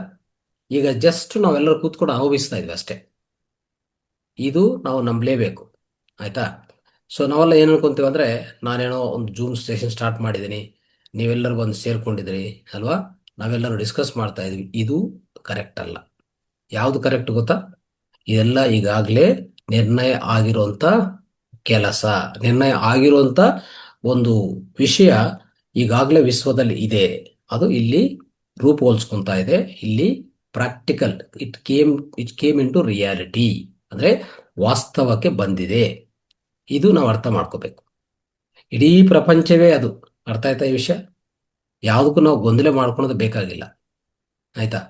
ಏನೋ ನಮ್ಮ ಜೀವನದಲ್ಲಿ ಏನೇನೋ ಆಗ್ತಾ ಇದೆ, ಏನೇನೋ ಬರ್ತಾ ಇದೆ ಅಂತಂದ್ರೆ ಏನು ಗೊಂದಲ ಮಾಡ್ಕೊಳ್ಳೋದು ಬೇಕಾಗಿಲ್ಲ. ಅವೆಲ್ಲ ಈಗಾಗಲೇ ಸ್ಟೋರ್ ಆಗಿರುವಂಥ ವಿಷಯಗಳು ಈಗಾಗಲೇ. ಸೊ ಉದಾಹರಣೆಗೆ ಒಂದು ಮಾನವನಾಗಿ ನನ್ನ ಒಳಗಡೆ, ನನ್ನ ಸಬ್ ಕಾನ್ಷಿಯಸ್ ಮೈಂಡ್ ಒಳಗಡೆ ಎಲ್ಲ ಸ್ಟೋರ್ ಆಗಿರ್ತವೆ. ಏನೇನು ಅಂದ್ರೆ ಬ್ಲೂ ಪ್ರಿಂಟ್ ಅಂತ ಕರಿತೀವಲ್ಲ, ವಿಶ್ವದ ಬ್ಲೂ ಪ್ರಿಂಟ್ ಯಾವಾಗಲೂ ರೆಡಿ ಆಗಿದೆ. ಅದಕ್ಕೆ ನಮ್ಮ ಕಾಲಜ್ಞಾನಿಗಳು ಈಗಾಗಲೇ ಬರೆದಿರ್ತಾರೆ ನೋಡಿ. ನಮ್ಮ ವೀರಬ್ರಹ್ಮೇಂದ್ರ ಸ್ವಾಮಿ ಆಗ್ಬೋದು, ಕೈವಾರ ತಾತ ಆಗ್ಬೋದು, ಸೊ ಮತ್ತೆ ನಾಸ್ಟ್ರಡಾಮಸ್ ಆಗ್ಬೋದು, ಬಾಬಾ ವಂಗ ಆಗ್ಬೋದು, ಇವರೆಲ್ಲ ಏನು ಮಾಡಿದ್ದಾರೆ? ಅನೇಕ ಕಾಲಜ್ಞಾನಿಗಳು ಬರೆದಿದ್ದಾರೆ. ಮತ್ತೆ ಆ ಸಮಯದಲ್ಲಿ ಅದು ಆಗತ್ತೆ ಅಂತ ಹೇಗೆ ಬರೆಯಕ್ಕೆ ಸಾಧ್ಯವಾಗತ್ತೆ? ಅಂದ್ರೆ ಅರ್ಥ ಏನು? ಎಲ್ಲ ಆಲ್ರೆಡಿ ನಿರ್ಣಯ ಆಗಿರೋದೇ. ಆ ಸಮಯ ಬರುವಾಗ, ಈಗ ಹೇಳಿದಲ್ಲ ನಾನು, ಮಾವಿನ ತೋಟಲ್ಲಿ ಆ ಸಮಯ ಬರುವಾಗ ಮಾವಿನ ಫಲಗಳು ಆಚೆ ಕಡೆ ಬರ್ತಾವಂತ. ಅದೇ ರೀತಿಯಲ್ಲಿ ಒಳಗಡೆ ಇರುತ್ತೆ, ಒಳಗಡೆ ಬ್ಲೂ ಪ್ರಿಂಟ್ ಆಲ್ರೆಡಿ ಇದೆ. ಅದು ಆ ಸಮಯದಲ್ಲಿ ಅದು ಆಚೆ ಕಡೆ ಬರುತ್ತೆ. ಅದೇ ರೀತಿಯಲ್ಲಿ ಒಂದು ಸಮಯದಲ್ಲಿ ಆ ಕರ್ಮಗಳು, ಏನೇನು ಕರ್ಮಗಳು, ವಿಶ್ವದ ಸಂಬಂಧ ಕರ್ಮಗಳಾಗ್ಬೋದು, ಒಂದು ವೈಯಕ್ತಿಕ ಸಂಬಂಧ ಕರ್ಮಗಳಾಗ್ಬೋದು. ಒಂದು ವ್ಯಕ್ತಿಗೆ ಸಂಬಂಧ ಕರ್ಮಗಳಾಗ್ಬೋದು, ಇಲ್ಲ ಇಡೀ ವಿಶ್ವಕ್ಕೆ ಸಂಬಂಧ ಕರ್ಮಗಳು ಆಗ್ಬೋದು. ಅವೆಲ್ಲ ಆ ಸಮಯಕ್ಕೆ ಆಚೆ ಕಡೆ ಬಂದೇ ಬರ್ತವೆ. ನಾವು ಅದಕ್ಕೂ ಆಶ್ಚರ್ಯ ಆಶ್ಚರ್ಯ ಹೋಗೋದ ಅವಶ್ಯಕತೆ ನಮಗಿಲ್ಲ. ನಾವು ಹಾಗೆ ಅಕ್ಸೆಪ್ಟ್ ಮಾಡ್ಬೇಕಷ್ಟೆ. ಏನು ಮಾಡಬೇಕು? ನಮ್ಮ ಕೆಲಸ ಅಕ್ಸೆಪ್ಟ್ ಮಾಡಬೇಕು, ಮುಂದಕ್ಕೆ ಹೋಗ್ಬೇಕು. ಆಯ್ತಾ? ಯಾರನ್ನೂ ವಿಮರ್ಶೆ ಮಾಡಬಾರ್ದು. ಅದಕ್ಕೆ no judgement, no comment, no interference ಅಂತ ನಾವು ಹೇಳ್ತಾನೆ ಇರ್ತೀವಿ. ಅರ್ಥ ಆಯ್ತಾ? ಸೊ ಆ ರೀತಿಯಲ್ಲಿ ಸೊ ಕರ್ಮಗಳು ಕರ್ಮಗಳಂದ್ರೆ ಸೊ ಎಷ್ಟೋ ಜೀವನಗಳಲ್ಲಿ ನಮ್ಮ ಜೀವನ ಸಾಗಿಸುವಾಗ ಎಷ್ಟೋ ವಿಷಯಗಳು ನಾವು ತಗೊಳ್ಳೋ ನಿರ್ಣಯಗಳಾಗಲಿ, ಆಲೋಚನೆಗಳಾಗಲಿ, ಮಾತುಗಳಾಗಲಿ, ಇವೆಲ್ಲ ಕರ್ಮಗಳೇ. ಆಯ್ತಾ? ಸೊ ಅದನ್ನು ನಮ್ಗೆ ಗೊತ್ತಿದೆಯೋ ಬಳಸ್ತಾ ಇರ್ತೀವಿ ಅಲ್ವಾ? ಸೊ ನಮಗೆ ಬುದ್ಧಿ ಸರಿಯಾಗಿಲ್ಲ ಅಂದರೆ ನಾವು ಮಾಡೇ ಮಾಡ್ತೀವಿ ಅದು. ಅಂದರೆ ಅದಕ್ಕೆ ಪ್ರೇರಣೆ ಕೊಡುತ್ತೆ ನಮ್ಮ ಹೊರಗಡೆ ಇರುವಂಥ ಬುದ್ಧಿ. ಅಂದರೆ ನಮ್ಮ ಒಳಗಡೆ ಆ ಕರ್ಮ ಅಂತ ಒಂದು ಮಾಡೋದು ಅಂದರೆ ಇವತ್ತು ನನ್ನಿಂದ ಇದು ಆಗಬೇಕು ಅಂತಂದರೆ ಅಲ್ಲಿ ಆ ಪ್ರೇರಣೆ ಒಳಗಡೆಯಿಂದನೇ ಬರುತ್ತೆ ಅದು. ಆಯಿತಾ? ಅದನ್ನು ನೀವು ಸ್ಟಾಪ್ ಮಾಡಕ್ಕೆ ಸಾಧ್ಯವೇ ಇಲ್ಲ, ನೆನ್ಪಿಟ್ಕೊಳ್ಳಿ. ಆಯಿತಾ? ಆದರೆ ನಮ್ಮ ಕೈಯಲ್ಲಿ ಏನು ಇಲ್ಲ ಇಲ್ಲ ಅಂತ ಹೇಳ್ಬೇಕಾವಾಗ ಅಂತಂದರೆ ಇಲ್ಲ, ನಮ್ಮ ಕೈಯಲ್ಲಿ ಖಂಡಿತ ಕೊಟ್ಟಿದ್ದಾರೆ, ಅದನ್ನೂ ಕೊಟ್ಟಿದ್ದಾರೆ. ಆದರೆ ಎಷ್ಟೋ ಎಚ್ಚರಿಕವಾಗಿದ್ದು ನಮ್ಮ ಬುದ್ಧಿಯನ್ನು ಶಾರ್ಪ್ ಮಾಡಿಕೊಂಡು ಸ್ವಲ್ಪ ಸಾಧನೆಗಳು ಮಾಡ್ತಾ, ಓಕೆ, ಈ ವಿಶ್ವದ ಶಕ್ತಿ ನಾವು ನಂಬಿ ನಾವು ಪ್ರಯತ್ನ ಮಾಡಿದರೆ ಅದನ್ನು ಚೇಂಜ್ ಮಾಡ್ಬೋದು. ಅಂದರೆ ಉದಾಹರಣೆಗೆ ಇವತ್ತು ನಾವೇನೋ ಒಂದು ಒಳ್ಳೆಯ ವಿಷಯನೋ ಅದು ಕೆಟ್ಟ ವಿಷಯ ಆಗ್ಬೋದು, ಏನಾದರೂ ಆಗ್ಬೋದು. ಅದನ್ನು ನಾವು ಅಟೆಂಪ್ಟ್ ಮಾಡಕ್ಕೆ ಹೋಗ್ತೀವಿ. ಆದರೆ ಅದು ಅದನ್ನು ಆ ಕೆಲಸವನ್ನು ನಿರ್ವಹಣೆ ಮಾಡಕ್ಕೆ ಹೋಗ್ತೀನಿ ನಾನು. ಅದು ಯಾರು ಪ್ರೇರಣೆ ಕೊಡ್ತಾ ಇರೋದು? ನಿಮ್ಮ ಒಳಗಡೆ ಆಂತರಾಳದಲ್ಲಿ ನಿಮ್ಮ ಉಪಪ್ರಜ್ಞೆ ಮನಸ್ಸಲ್ಲಿ ಸ್ಟೋರ್ ಆಗಿರುವಂಥ ಆ ಪರ್ಮನೆಂಟ್ ಮೆಮರಿ, ಚಿತ್ತ ಅಂತ ಕರಿತೀವಿ ನಾವು. ಮನೋ ಅಹಂಕಾರ ಚಿತ್ತ ಬುದ್ಧಿ, ಅದೇ ಮನಸ್ಸು ಅಂದರು. ಅಂದರೆ ಮೈಂಡ್ ಅಂದರೆ ನಾವು ಮನಸ್ಸು ಅಂದ್ಕೊಂಡ್ರೆ ಮನಸ್ಸು ಅಂತ ಸಿಂಪಲ್ ಆಗಿ ಹೇಳ್ತೀವಿ. ಆದರೆ ಮನೋ ಅಹಂಕಾರ ಚಿತ್ತ ಬುದ್ಧಿ ಅಂದರೆ ಆ ಚಿತ್ತ ಅಂತಿದೆಯಲ್ಲ, ಅದು ಪರ್ಮನೆಂಟ್ ಮೆಮರಿ. ಆ ಉಪಜ್ಞಾನ ಮನಸ್ಸು ಅಂತ ಹೇಳ್ತೀವಲ್ಲ, ಅದ್ರ ಒಳಗಡೆ ಈಗಾಗಲೇ ಎಲ್ಲ ಸ್ಟೋರ್ ಆಗಿರ್ತದೆ. ಈಗ ಅದು ನನಗೆ ಪ್ರೇರಣೆ ಕೊಡ್ತಾ ಇದೆ ಅಷ್ಟೇ. ಅದು ನನಗೆ ಪ್ರೇರಣೆ ಕೊಡ್ತಾ ಇದೆ ಇದು ಮಾಡಿ ಅಂತ. ಅರ್ಥ ಆಯ್ತಾ? ಅದು ನಾನು ಹಿಂದಿನ ಜನ್ಮಲ್ಲೋ ಇಲ್ಲಾಂದ್ರೆ ಇದೇ ಜನ್ಮದಲ್ಲೋ ಯಾವಾಗಲೂ ಆ ಯೋಚನೆಗಳು ಮಾಡಿದ್ದೀನಿ ಪದೇ ಪದೇ. ಈ ಉದಾಹರಣೆಗೆ ಒಂದು ವ್ಯಕ್ತಿ ಮೇಲೆ ನನಗೆ ಪಗ ಇದೆ ಅಂತ ಇಟ್ಕೊಳ್ಳಿ, ಹಸು ಇದೆ ಅಂತ ಇಟ್ಕೊಳ್ಳಿ. ನಾನು ಪದೇ ಪದೇ ಪದೇ ಪದೇ ಅವ್ರ ಬಗ್ಗೆ ನೆಗೆಟಿವ್ ಚಿಂತನೆ ಮಾಡಿದರೆ ಎಲ್ಲಿಗೆ ಹೋಗುತ್ತೆ? ಅದು ನೇರವಾಗಿ ಅಂಥ ಕೆಟ್ಟ ಆಲೋಚನೆ, ಆ ಕೆಟ್ಟ ಪ್ರಭಾವ ನೇರವಾಗಿ ನಿಮ್ಮ ಒಳಗಡೆನೆ ನಿಮ್ಮ ಉಪಪ್ರಜ್ಞೆ ಮನಸ್ಸಲ್ಲಿ ಹೋಗಿ ಕೂತ್ಕೊತದೆ ಪರ್ಮನೆಂಟ್ ಆಗಿ. ಆಯ್ತಾ? ನೀವು ತಪ್ಸಕ್ಕಾಗಲ್ಲ ಅದು. ನೀವು ಅದನ್ನು ಮತ್ತೆ ಒಂಥರ ಏನಾದರೂ ರೀಪ್ರೋಗ್ರಾಮ್ ಮಾಡೋಕ್ಕಾಗಲ್ಲ. ರೀಪ್ರೋಗ್ರಾಮ್ ಮಾಡಬೇಕಂದ್ರೆ ಅದಕ್ಕೂ ಪ್ರಯತ್ನ ಪೂರ್ವಕವಾಗಿ ಅದೆಲ್ಲ ವಿಧ ವಿಧ ಪ್ರಾಕ್ಟೀಸಸ್ ಇದೆ ಅಲ್ವಾ? ಅದು ಆಮೇಲೆ ಡಿಸ್ಕಸ್ ಮಾಡೋಣ. ಆದರೆ ಇದು ಆಲ್ರೆಡಿ ಇಂಥ ಆಲೋಚನೆ ಒಂದು ಆಲ್ರೆಡಿ ಹೋಗಿ ನಿಮ್ಮ ಪರ್ಮನೆಂಟ್ ಮೆಮೊರಿಲಿ ಕೂತ್ಕೊಂಡಿದೆ. ಇದು ನಿಮ್ಮನ್ನು ಬಿಡೋದಿಲ್ಲ. ಆಯಿತಾ? ನಿಮ್ಮನ್ನೇನು ಮಾಡುತ್ತೆ? ಆ ಸಮಯ ಬಂದರೆ, ಆ ಸಮಯ ಬರುವಾಗ ನಿಮ್ಮನ್ನು ಪ್ರೇರಣೆ ಮಾಡ್ತದೆ. ಪ್ರಯತ್ನ ಮಾಡಿದ ಮೇಲೆ ನಿಮ್ಗೇನಾದರೂ ಬುದ್ಧಿ ಕಡಿಮೆ ಇದ್ದರೆ ನೇರವಾಗಿ ಹೋಗಿ ಆ ವ್ಯಕ್ತಿಗೆ ಏನೋ ಒಂದು ಅಪಾಯ ಇಲ್ಲಾಂದರೆ ಪ್ರಮಾದ ನೀವು ಮಾಡೇ ಮಾಡ್ತೀರ ಅಷ್ಟೆ. ನೋಡಿ, ಈ ಕರ್ಮವನ್ನು ಮಾಡ್ತಾ ಇದ್ವಿ ಅಂತಂದರೆ ನಮ್ಮ ಒಳಗಡೆ ಈಗಾಗಲೇ ಅದು ಒಳಗಡೆ ಸ್ಟೋರ್ ಆಗಿದೆ. ಅದಕ್ಕೆ ನಾನು ಮಾಡ್ತಾ ಇದ್ದೀನಿ. ಮಾಡಿದಿಂದ ಅದರಿಂದ ಮತ್ತೆ ನಮ್ಮ ಕರ್ಮ ಫಲಿತವನ್ನು ಹೆಚ್ಚು ಮಾಡಿಕೊಂಡು ಅಲ್ಲಿ ಇನ್ನೂ ಕೆಟ್ಟ ಫಲಿತವನ್ನು ಸಾಧಿಸಿಕೊಂಡು ನನ್ನ ಕರ್ಮಗಳು ಡಬಲ್ ಮಾಡ್ಕೊಂಡು ನಾನು ಮುಂದಕ್ಕೆ ಹೋಗ್ತಾ ಇರ್ತೀನಿ. ಅದೇ ನೀವು ಇಂಥ ಸಜ್ಜನ ಸಾಂಗತ್ಯಕ್ಕೆ ಬಂದಿದ್ದಿದ್ರೆ ನೀವೇನು ಮಾಡ್ತೀರಾ? ಒಂದು ವ್ಯಕ್ತಿ ಮೇಲೆ ಪಗ ಇದ್ರೂ ಅದನ್ನು ಚೇತನಾಪೂರ್ವಕವಾಗಿ, ಆಯಿತಾ, ಒಂಥರ ಕಾನ್ಸಿಯಸ್ ಆಗಿ ಆದರೂ ಪದೇ ಪದೇ ಇದು ಕರೆಕ್ಟ್ ಅಲ್ಲ, ನಾನು ಎಲ್ಲರನ್ನೂ ಪ್ರೀತಿಸಬೇಕು, ನನ್ನ ಗುರುಗಳು ಹೇಳಿದ್ದಾರೆ, ಧ್ಯಾನ ಮಾಡೋನು ನಾನು, ಧ್ಯಾನ ಮಾಡಿದರೆ ಒಳ್ಳೆ ಫಲಿತ ಬರುತ್ತಂತ, ಮತ್ತು ನಾನು ಯಾರ ಬಗ್ಗೆನೂ ನಕಾರಾತ್ಮಕ ಚಿಂತನೆ ಇಟ್ಕೋಬಾರ್ದು, ಯಾರ ಮೇಲೆ ಅಸೂಯ ಕೋಪ ದ್ವೇಷ ಏನಿರಬಾರ್ದು, ಚೆನ್ನಾಗಿರಬೇಕು ಅಂತ ಪದೇ ಪದೇ ಪದೇ ಪದೇ ಪದೇ ಪದೇ ಮಾಡಿ ಮಾಡಿ ಮಾಡಿ ಮಾಡಿ ಮಾಡಿ ನಿಮ್ಮ ಒಳಗಡೆ ಇರುವಂಥ ಆಂತರಾಳದಲ್ಲಿರುವಂಥ ಎಲ್ಲ ನೆಗೆಟಿವ್ ಆ ಒಳಗಡೆ ಇರುವಂಥ ಪೊರಗಲಲ್ಲಿ ಎಷ್ಟೋ ಪೊರಗಲಿರ್ತದೆ, ಅಂದರೆ ಎಷ್ಟೋ ಲೇಯರ್ಸ್ ಇರ್ತಾವಲ್ಲ, ಎಲ್ಲ ಕಂಪ್ಲೀಟ್ ಏನಾಗತ್ತೆ ಗೊತ್ತಾ, ಅವೆಲ್ಲಾನು ತೊಲಗಿಸ್ಕೊಂಡು ಬಿಡ್ತೀವಿ. ನೋಡಿ, ಇದೇ ಕರ್ಮ ಚಿಕಿತ್ಸಾ ಅಂದ್ರೆ. ಆಯ್ತಾ, ಚಿಕಿತ್ಸಾ ಅಂದ್ರೆ ಈ ರೀತಿಯಲ್ಲಿ ಚಿಕಿತ್ಸೆ ಮಾಡ್ಕೋಬೇಕು ನಾವು.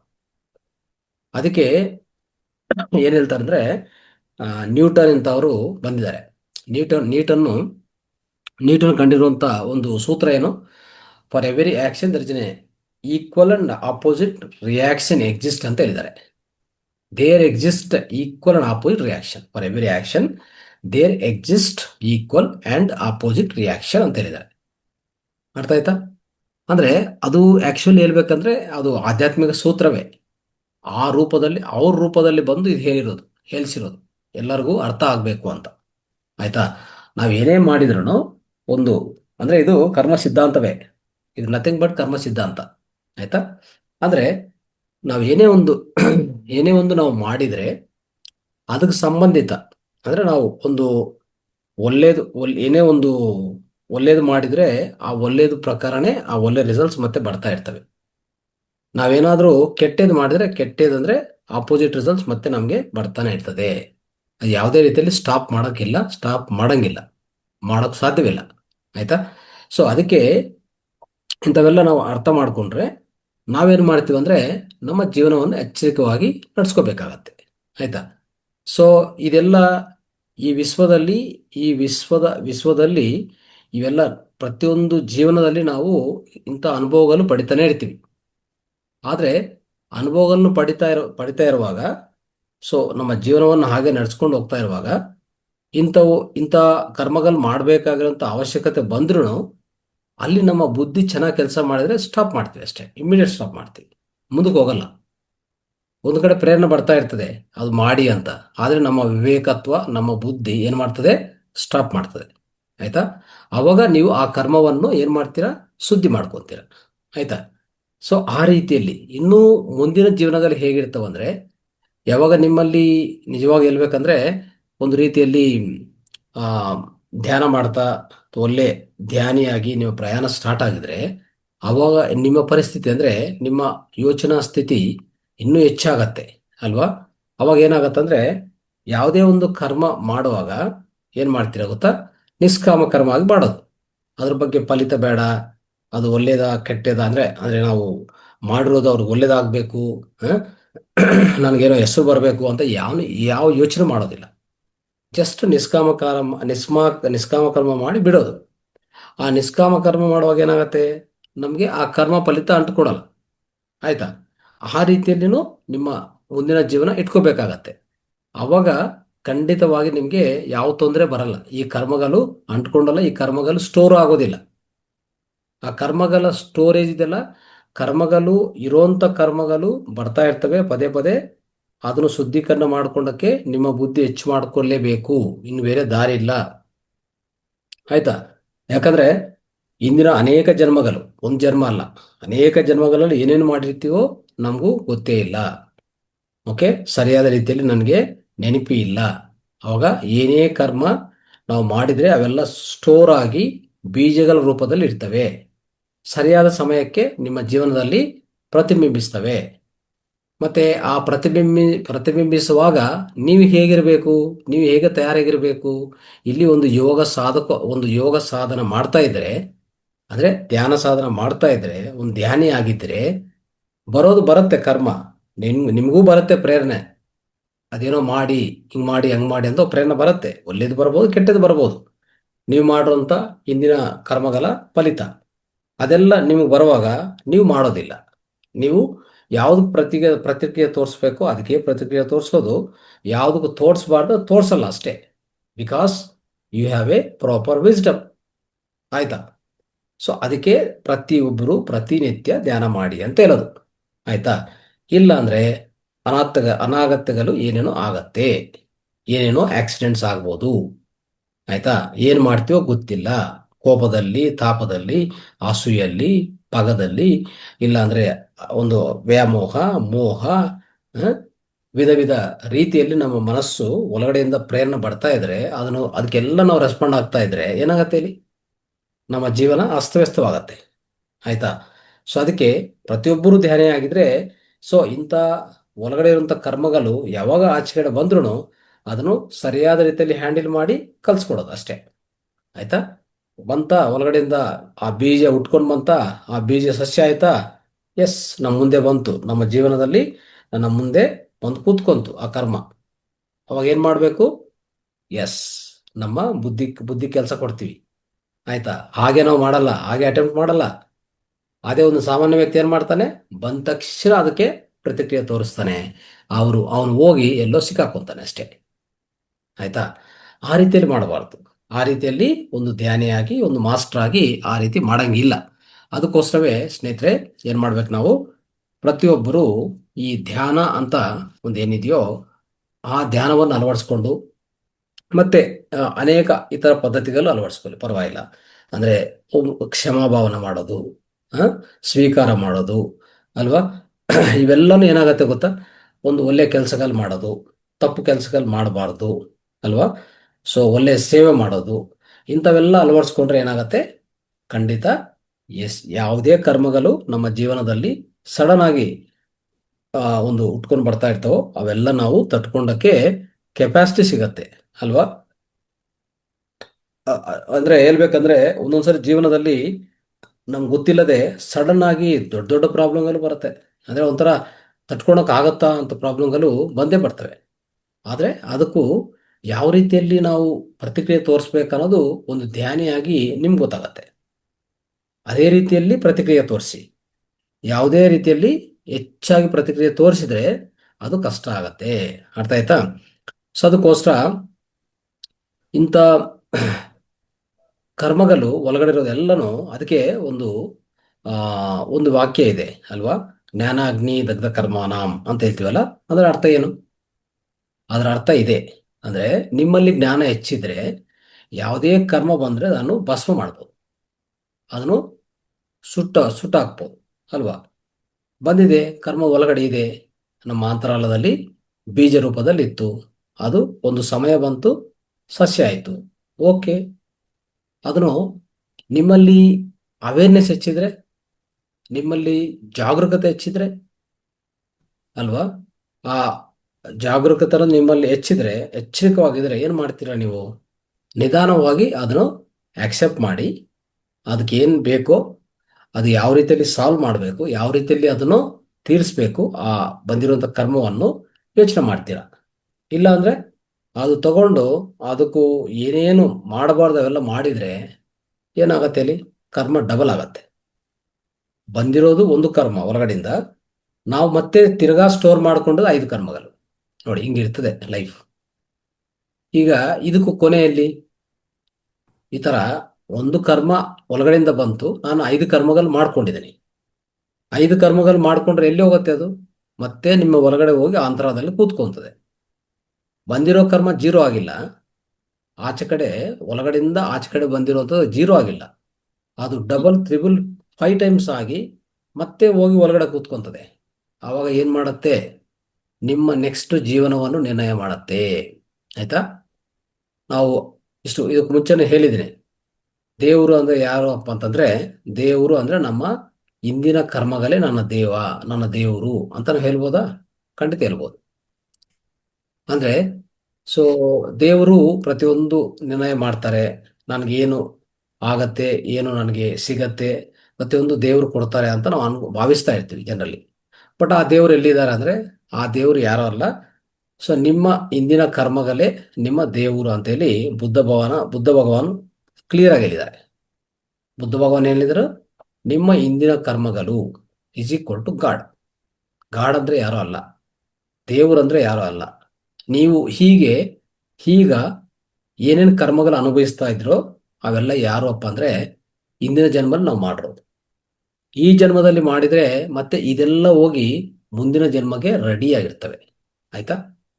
ಅದು ತಪ್ಪಿಸ್ಕೊಳಕ್ಕಾಗಲ್ಲ. ಅದೇ ಹೇಳ್ತಾ ಇರೋದು. ಒಂದೇನಂದ್ರೆ ಎಚ್ಚರಿಕವಾಗಿ ಮಾಡೋಂಥ ಕರ್ಮಗಳು, ಅಂದ್ರೆ ಇಷ್ಟುವರೆಗೂ ಮಾಡಿರುವಂಥ ಕರ್ಮಗಳನ್ನು ನಿಧಾನವಾಗಿ ಒಂದೊಂದನ್ನು ಫೇಸ್ ಮಾಡುತ್ತಾ ಆ ಕರ್ಮಗಳ ಫಲಿತವೆಲ್ಲ ಶೂನ್ಯ ಮಾಡ್ಕೊಂತ ಹೋಗ್ಬೇಕು. ಇನ್ನೊಂದು, ಈಗ ಮಾಡೋ ಕರ್ಮಗಳು ತುಂಬಾ ಉಪಯುಕ್ತವಾದ ಕರ್ಮಗಳಿರ್ಲಿ, ನಿಷ್ಕಾಮ ಕರ್ಮಗಳಿರ್ಲಿ, ಮುಂದಿನ ಜನ್ಮಕ್ಕೆ ಕರ್ಮಗಳು ಅನಾವಶ್ಯಕವಾಗಿ ಹೆಚ್ಚು ಮಾಡ್ಕೊಳಕ್ ಹೋಗ್ಬಿಡಿ. ಅಷ್ಟೇ ಬೇಕಾಗಿರೋದು. ಇಷ್ಟು ಮಾಡ್ಕೊಂಡ್ರೆ ಏನಾಗತ್ತೆ ಇಲ್ಲಿ, ನಮ್ಮ ಜೀವನ ಸಾರ್ಥಕವಾಗತ್ತೆ. ನಾವು ಆತ್ಮ ಸಾಕ್ಷಾತ್ಕಾರಕ್ಕೆ ಮತ್ತೆ ಏನೇ ನಾವು ದಿವ್ಯ ಜ್ಞಾನ ಪ್ರಕಾಶ ಮತ್ತೆ ನಮ್ಮ ಆತ್ಮ ಶೋಧನಕ್ಕೆ ಅತಿ ಸುಲಭವಾದ ಮಾರ್ಗ ಸಿಗತ್ತೆ. ಇಲ್ಲಾಂದ್ರೆ ಕಷ್ಟ. ಆಯ್ತಾ? ಸೊ ಇದು ಕರ್ಮ ಚಿಕಿತ್ಸಾ ಅಂದ್ರೆ ಇಷ್ಟೇ. ನಾವೇನೇನು ಕರ್ಮಗಳು ಸ್ಟೋರ್ ಮಾಡ್ಕೊಂಡಿರ್ತೀವೋ ಪ್ರತಿ ಕರ್ಮವನ್ನು ಬುದ್ಧಿಪೂರ್ವಕವಾಗಿ, ಓಕೆ, ಬುದ್ಧಾನುಸಾರ ನಾವು ಪ್ರತಿಯೊಂದನ್ನು ನಿಧಾನವಾಗಿ ಎಚ್ಚರಿಕವಾಗಿ ಮಾಡ್ತಾ ಹೋದ್ರೆ ಏನು ತೊಂದರೆ ಇಲ್ಲ. ಎಲ್ಲ ಕರ್ಮಗಳು ಚಿಕಿತ್ಸೆ ಮಾಡ್ಕೊಂತೀವಿ. ಚಿಕಿತ್ಸಾ ಅಂತಂದ್ರೆ ಆ ಕರ್ಮಗಳ ಫಲಿತವನ್ನು ತೀವ್ರತರ ಇರುವಂತ ಕರ್ಮ ಫಲಿತವನ್ನು ಕಡಿಮೆ ಮಾಡ್ಕೊಂಡದು. ಈಗ ಜ್ವರ ತೀವ್ರವಾಗಿದ್ರೆ ಚಿಕಿತ್ಸೆ ಮಾಡಿದ್ರೆ ಏನಾಗತ್ತೆ, ಆ ಜ್ವರ ಕಡಿಮೆ ಆಗತ್ತೆ. ಅದೇ ರೀತಿಯಲ್ಲಿ ಕರ್ಮ ತೀವ್ರತೆ ಹೆಚ್ಚಾಗಿದ್ರೆ, ಕೆಟ್ಟ ಕರ್ಮದು ತೀವ್ರತೆ ಹೆಚ್ಚಾಗಿದ್ರೆ ಅದನ್ನು ಕಡಿಮೆ ಮಾಡೋದು ಏನಂತ ಕರಿತೀವಿ ನಾವು? ಕರ್ಮ ಚಿಕಿತ್ಸಾ ಅಂತಾನೆ ಕರೆಯೋದು ಅಲ್ವಾ? ಆ ಕರ್ಮ ಚಿಕಿತ್ಸಕ್ಕೆ ನಮ್ಮ ಧ್ಯಾನ ಅತಿ ಉಪಯುಕ್ತವಾಗತ್ತೆ, ಸ್ವಾಧ್ಯಾಯ ಅತಿ ಉಪಯುಕ್ತವಾಗತ್ತೆ, ಸಜ್ಜನ ಸಾಂಗತ್ಯ ಅತಿ ಅವಶ್ಯಕವಾಗಿದೆ, ಕಡ್ಡಾಯವಾಗಿದೆ. ಇವೆಲ್ಲ ಮಾಡ್ಕೊಂತ ಇರುವಾಗ ನಾವು ನಮ್ಮ ಆ ಕರ್ಮಗಳಿಗೆ ಅದ್ಭುತವಾದ ಚಿಕಿತ್ಸೆ ಮಾಡಿ, ಇಟ್ಸ್ ಕಾಲ್ಡ್ ಕರ್ಮ ಹೀಲಿಂಗ್. ಕರ್ಮ ವಿಪಾಕ ಅಂತ ಕರೀತಾರೆ ನೋಡಿ. ಕರ್ಮ ವಿಪಾಕ ಅಂದ್ರೂ ಇದೆ. ಅರ್ಥ ಆಯ್ತಾ? ಸೊ ನಾವು ಯಾವಾಗ ಒಂದು ಜ್ಞಾನಿಯಾಗಿ ತಯಾರಾಗ್ತೀವೋ, ಸರಿಯಾದ ಜ್ಞಾನಿ ಆಗಿ ತಯಾರಾಗ್ತೀವೋ, ಆ ಜ್ಞಾನದಲ್ಲಿ ಎಲ್ಲ ಸುಟ್ಟಾಗ್ಬೋದು. ಅದಕ್ಕೆ ಜ್ಞಾನಾಗ್ನಿ ದಗ್ಧ ಕರ್ಮಾನಂ ಅಂತ ಹೇಳ್ತೀವಿ. ಅರ್ಥ ಆಯ್ತಾ? ಸೊ ಅದು ಬಿಟ್ರೆ ಬೇರೆ ಶಾರ್ಟ್ಕಟ್ ಇಲ್ಲ. ಮುಂದಿನ ಕರ್ಮಗಳು ಹೆಚ್ಚು ಮಾಡ್ಕೊಂಡಿಲ್ಲದೆ ನಮ್ಮ ಜೀವನ ಸಾಗಿಸೋದು ನಮ್ಮ ಕೈಯಲ್ಲಿದೆ. ಈಗಾಗಲೇ ಮಾಡಿರುವಂತ ಕರ್ಮಗಳು ಮೇಲೆ ಬರ್ತಾ ಇರುವಾಗ, ಲೈಫಲ್ಲಿ ಬಂದು ಒಂದು ನಿಮ್ಮ ಮುಂದೆ ಕೂತ್ಕೊಂತ ಇರುವಾಗ ನೀವು ಹ್ಯಾಂಡಲ್ ಮಾಡೋ ವಿಧಾನ ನಿಮ್ಮ ಜ್ಞಾನ ಮೇಲೆ ಆಧಾರ ಆಗತ್ತೆ. ಆಯ್ತಾ? ನಿಮ್ಮ ಜ್ಞಾನ ಹೆಚ್ಚಾಗಿದ್ರೆ ನೀವು ಅದನ್ನು ಹ್ಯಾಂಡಲ್ ಮಾಡೋ ವಿಧಾನ ಖಂಡಿತ ತುಂಬಾ ಚೆನ್ನಾಗಿರ್ತದೆ. ನಿಮ್ಗೆ ಯಾರಿಗೂ ತೊಂದರೆ ಆಗೋದಿಲ್ಲ, ನಿಮಗೂ ತೊಂದರೆ ಆಗೋದಿಲ್ಲ. ಸಹಿಸಿಕೊಂಡು ಅದು ನಿಧಾನವಾಗಿ ಹಂತವಾಗಿ ಅದನ್ನು ಅನುಭವಿಸಿ, ಅದನ್ನು ಇಲ್ಲ ಅಂದ್ರೆ ಅದರ ತೀವ್ರತೆ ಕಡಿಮೆ ಆಗತ್ತೆ, ನೋ ಡೌಟ್. ಯಾಕಂದ್ರೆ ನೀವು ಒಳ್ಳೆ ಕೆಲಸಗಳಲ್ಲಿ ಮಾಡ್ತಾ ಇದ್ರಿ, ಒಳ್ಳೆ ಮಾರ್ಗದಲ್ಲಿ ಇದ್ರಿ, ಆಧ್ಯಾತ್ಮ ಮಾರ್ಗದಲ್ಲಿ. ಅದರ ತೀವ್ರತೆ ಕಡಿಮೆ ಇರುತ್ತೆ. ಬಂದಿರುವಂತ ಕರ್ಮವನ್ನು ಅನುಭವಿಸಕ್ಕೆ ನಿಮ್ಮ ಹತ್ರ ಆತ್ಮ ಸಾಮರ್ಥ್ಯ ಇರುತ್ತೆ, ಸಹನವಿರುತ್ತೆ, ಯಾವುದೇ ಸಹನವಿರುತ್ತೆ, ಮತ್ತೆ ಸ್ವೀಕಾರ ಭಾವ ಇರುತ್ತೆ, ಮತ್ತೆ ಕ್ಷಮಾಭಾವ ನಿಮ್ಮ ಹತ್ರ ಇರ್ತದೆ. ಅದಕ್ಕೆ ನಿಮ್ಗೆ ಯಾವ ತೊಂದರೆ ಆಗೋದಿಲ್ಲ. ಅವಾಗ ಕರ್ಮ ಶೂನ್ಯವಾಗತ್ತೆ. ಆ ಕರ್ಮ ಫಲಿತ ಕಂಟಿನ್ಯೂ ಆಗೋದಿಲ್ಲ. ಸಾಮಾನ್ಯ ವ್ಯಕ್ತಿಗೆ ಏನಾಗತ್ತೆ, ಅದೇ ಕರ್ಮ ಬಂದ್ರೆ ಅವನು ಎಷ್ಟು ಜನನು ಒಂಥರ ಎಷ್ಟು ಜನನ ಅವನು ಬ್ಲೇಮ್ ಮಾಡ್ತಾನೋ ಗೊತ್ತಿಲ್ಲ, ಎಷ್ಟು ಜನ ಮೇಲೆ ಆಪಾದನೆ ಮಾಡ್ತಾನೋ ಗೊತ್ತಿಲ್ಲ.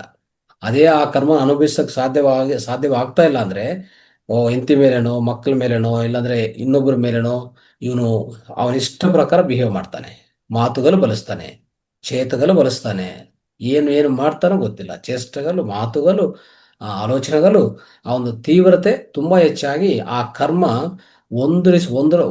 ಒಂದರಿಂದ 5 ಪಟ್ಟು 10 ಪಟ್ಟು ಹೆಚ್ಚು ಮಾಡ್ಕೊಂಡು ಮತ್ತೆ ಅದನ್ನು ತಿರ್ಗಾ ಅವನ ಒಳಗಡೆ ಸ್ಟೋರ್ ಮಾಡ್ಕೊಂಡು ಹೋಗ್ತಾನೆ ನೋಡಿ. ಅದಕ್ಕೆ ಅವನಿಗೆ ಜನ್ಮ ಪರಂಪರ ಹಾಗೆ ಕೊನಸಾಗ್ತಾ ಇರ್ತದೆ. ಜನ್ಮಗಳು ಇನ್ನು ಹೆಚ್ಚು ಆಗ್ತಾ ಇರ್ತದೆ. ಅದರಿಂದ ಏನು ಫಲಿತ ಅಲ್ವಾ? ಅದಕ್ಕೆ ಇಲ್ಲಿ ಏನು ಇಂಪಾರ್ಟೆಂಟ್ ಅಂದ್ರೆ ಈ ರಿಯಲೈಸೇಷನ್ ತುಂಬಾ ಇಂಪಾರ್ಟೆಂಟ್. ಈ ರಿಯಲೈಸೇಷನ್ ಅನ್ನೋದು, ಈ ಜಾಗರೂಕತೆ ಅನ್ನೋದು ಯಾರಲ್ಲಿ ಹೆಚ್ಚು ಮೂಡುತ್ತೋ ಅವಾಗ ನಮ್ಮ ಜೀವನ ಸುಧಾರವಾಗತ್ತೆ. ನಾವು ಆನಂದಕರ ಜೀವನವನ್ನು ಸಾಗಿಸ್ಬೋದು. ಈ ಭೂಮಿ ಮೇಲೆ ನಾವು ಒಂದು ಅತಿ ವೇಗವಂತವಾಗಿ ನಮ್ಮ ಆತ್ಮ ಸಾಕ್ಷಾತ್ಕಾರವನ್ನು ಹೊಂದಬಹುದು ಅಂತ ನೀವು ಅರ್ಥ ಮಾಡ್ಕೋಬೇಕು. ಓಕೆ, ಇದು ಇವತ್ತಿನ ಸಬ್ಜೆಕ್ಟ್ ಅಲ್ಲಿರುವಂತ ಈ ಕರ್ಮ ಚಿಕಿತ್ಸೆ ಬಗ್ಗೆ ಸ್ವಲ್ಪ ಅರ್ಥ ಮಾಡ್ಕೊಳ್ಬೇಕಾಗಿರೋದು. ಇನ್ನು ಮುಂದಿನ ತರಗತಿಯಲ್ಲಿ ನಾವು ಹೆಚ್ಚಾಗಿ ತಿಳ್ಕೊಳ್ಳೋಕೆ ಪ್ರಯತ್ನ ಮಾಡೋಣ. ಥ್ಯಾಂಕ್ ಯು, ಧನ್ಯವಾದ. Thank you sir, thank you very much sir. ಪ್ರಾರಂಭದಲ್ಲಿ ಬಹಳ ಚೆನ್ನಾಗಿ ಹೇಳಿದ್ರು ಸರ್. ಯಾಕಂತಂದ್ರೆ ಧ್ಯಾನ ಆದ ತಕ್ಷಣ ಆಕ್ಚುಲಿ ರಾತ್ರಿಯ ಧ್ಯಾನ ಬಹಳ ಬಹಳ ಮುಖ್ಯ. ಜೊತೆಗೆ ಈ ಧ್ಯಾನ ಮಾಡಿದ ನಂತರ ಮಾಡ್ತಕ್ಕಂಥ ನಿದ್ರೆ ಸಹ ತುಂಬಾ ಚೆನ್ನಾಗಿರುತ್ತೆ ಅಂತ ಹೇಳತಕ್ಕಂಥ. ಯಾಕಂದ್ರೆ ಬೆಳಗ್ಗೆಯಿಂದ ಮಾಡಿದಂತಹ ನಮ್ಮ ಸ್ಟ್ರೆಸ್ ಏನಿದೆ, ಮನಸ್ಸಿನ ಸ್ಟ್ರೆಸ್ ಇರ್ಬೋದು, ಬಾಡಿ ಸ್ಟ್ರೆಸ್ ಇರ್ಬೋದು, ಇದೆಲ್ಲಕ್ಕೊಂದು ವಿಶ್ರಾಂತಿ ಸಿಗತಕ್ಕಂಥದ್ದು. ಜೊತೆಗೆ ಧ್ಯಾನ ಮಾಡಿದ್ಮೇಲೆ ಬರತಕ್ಕಂಥ ನಿದ್ರೆ ತುಂಬಾ ಆಳವಾದ ನಿದ್ರೆ ಆದ್ರಿಂದ ಇದರಿಂದ ಅದ್ಭುತವಾದ ಶಕ್ತಿ ಬರ್ತದೆ ಅಂತ ಹೇಳತಕ್ಕಂಥ ಅಂಶವನ್ನ ಗಮನಕ್ಕೆ ತಂದ್ರಿ.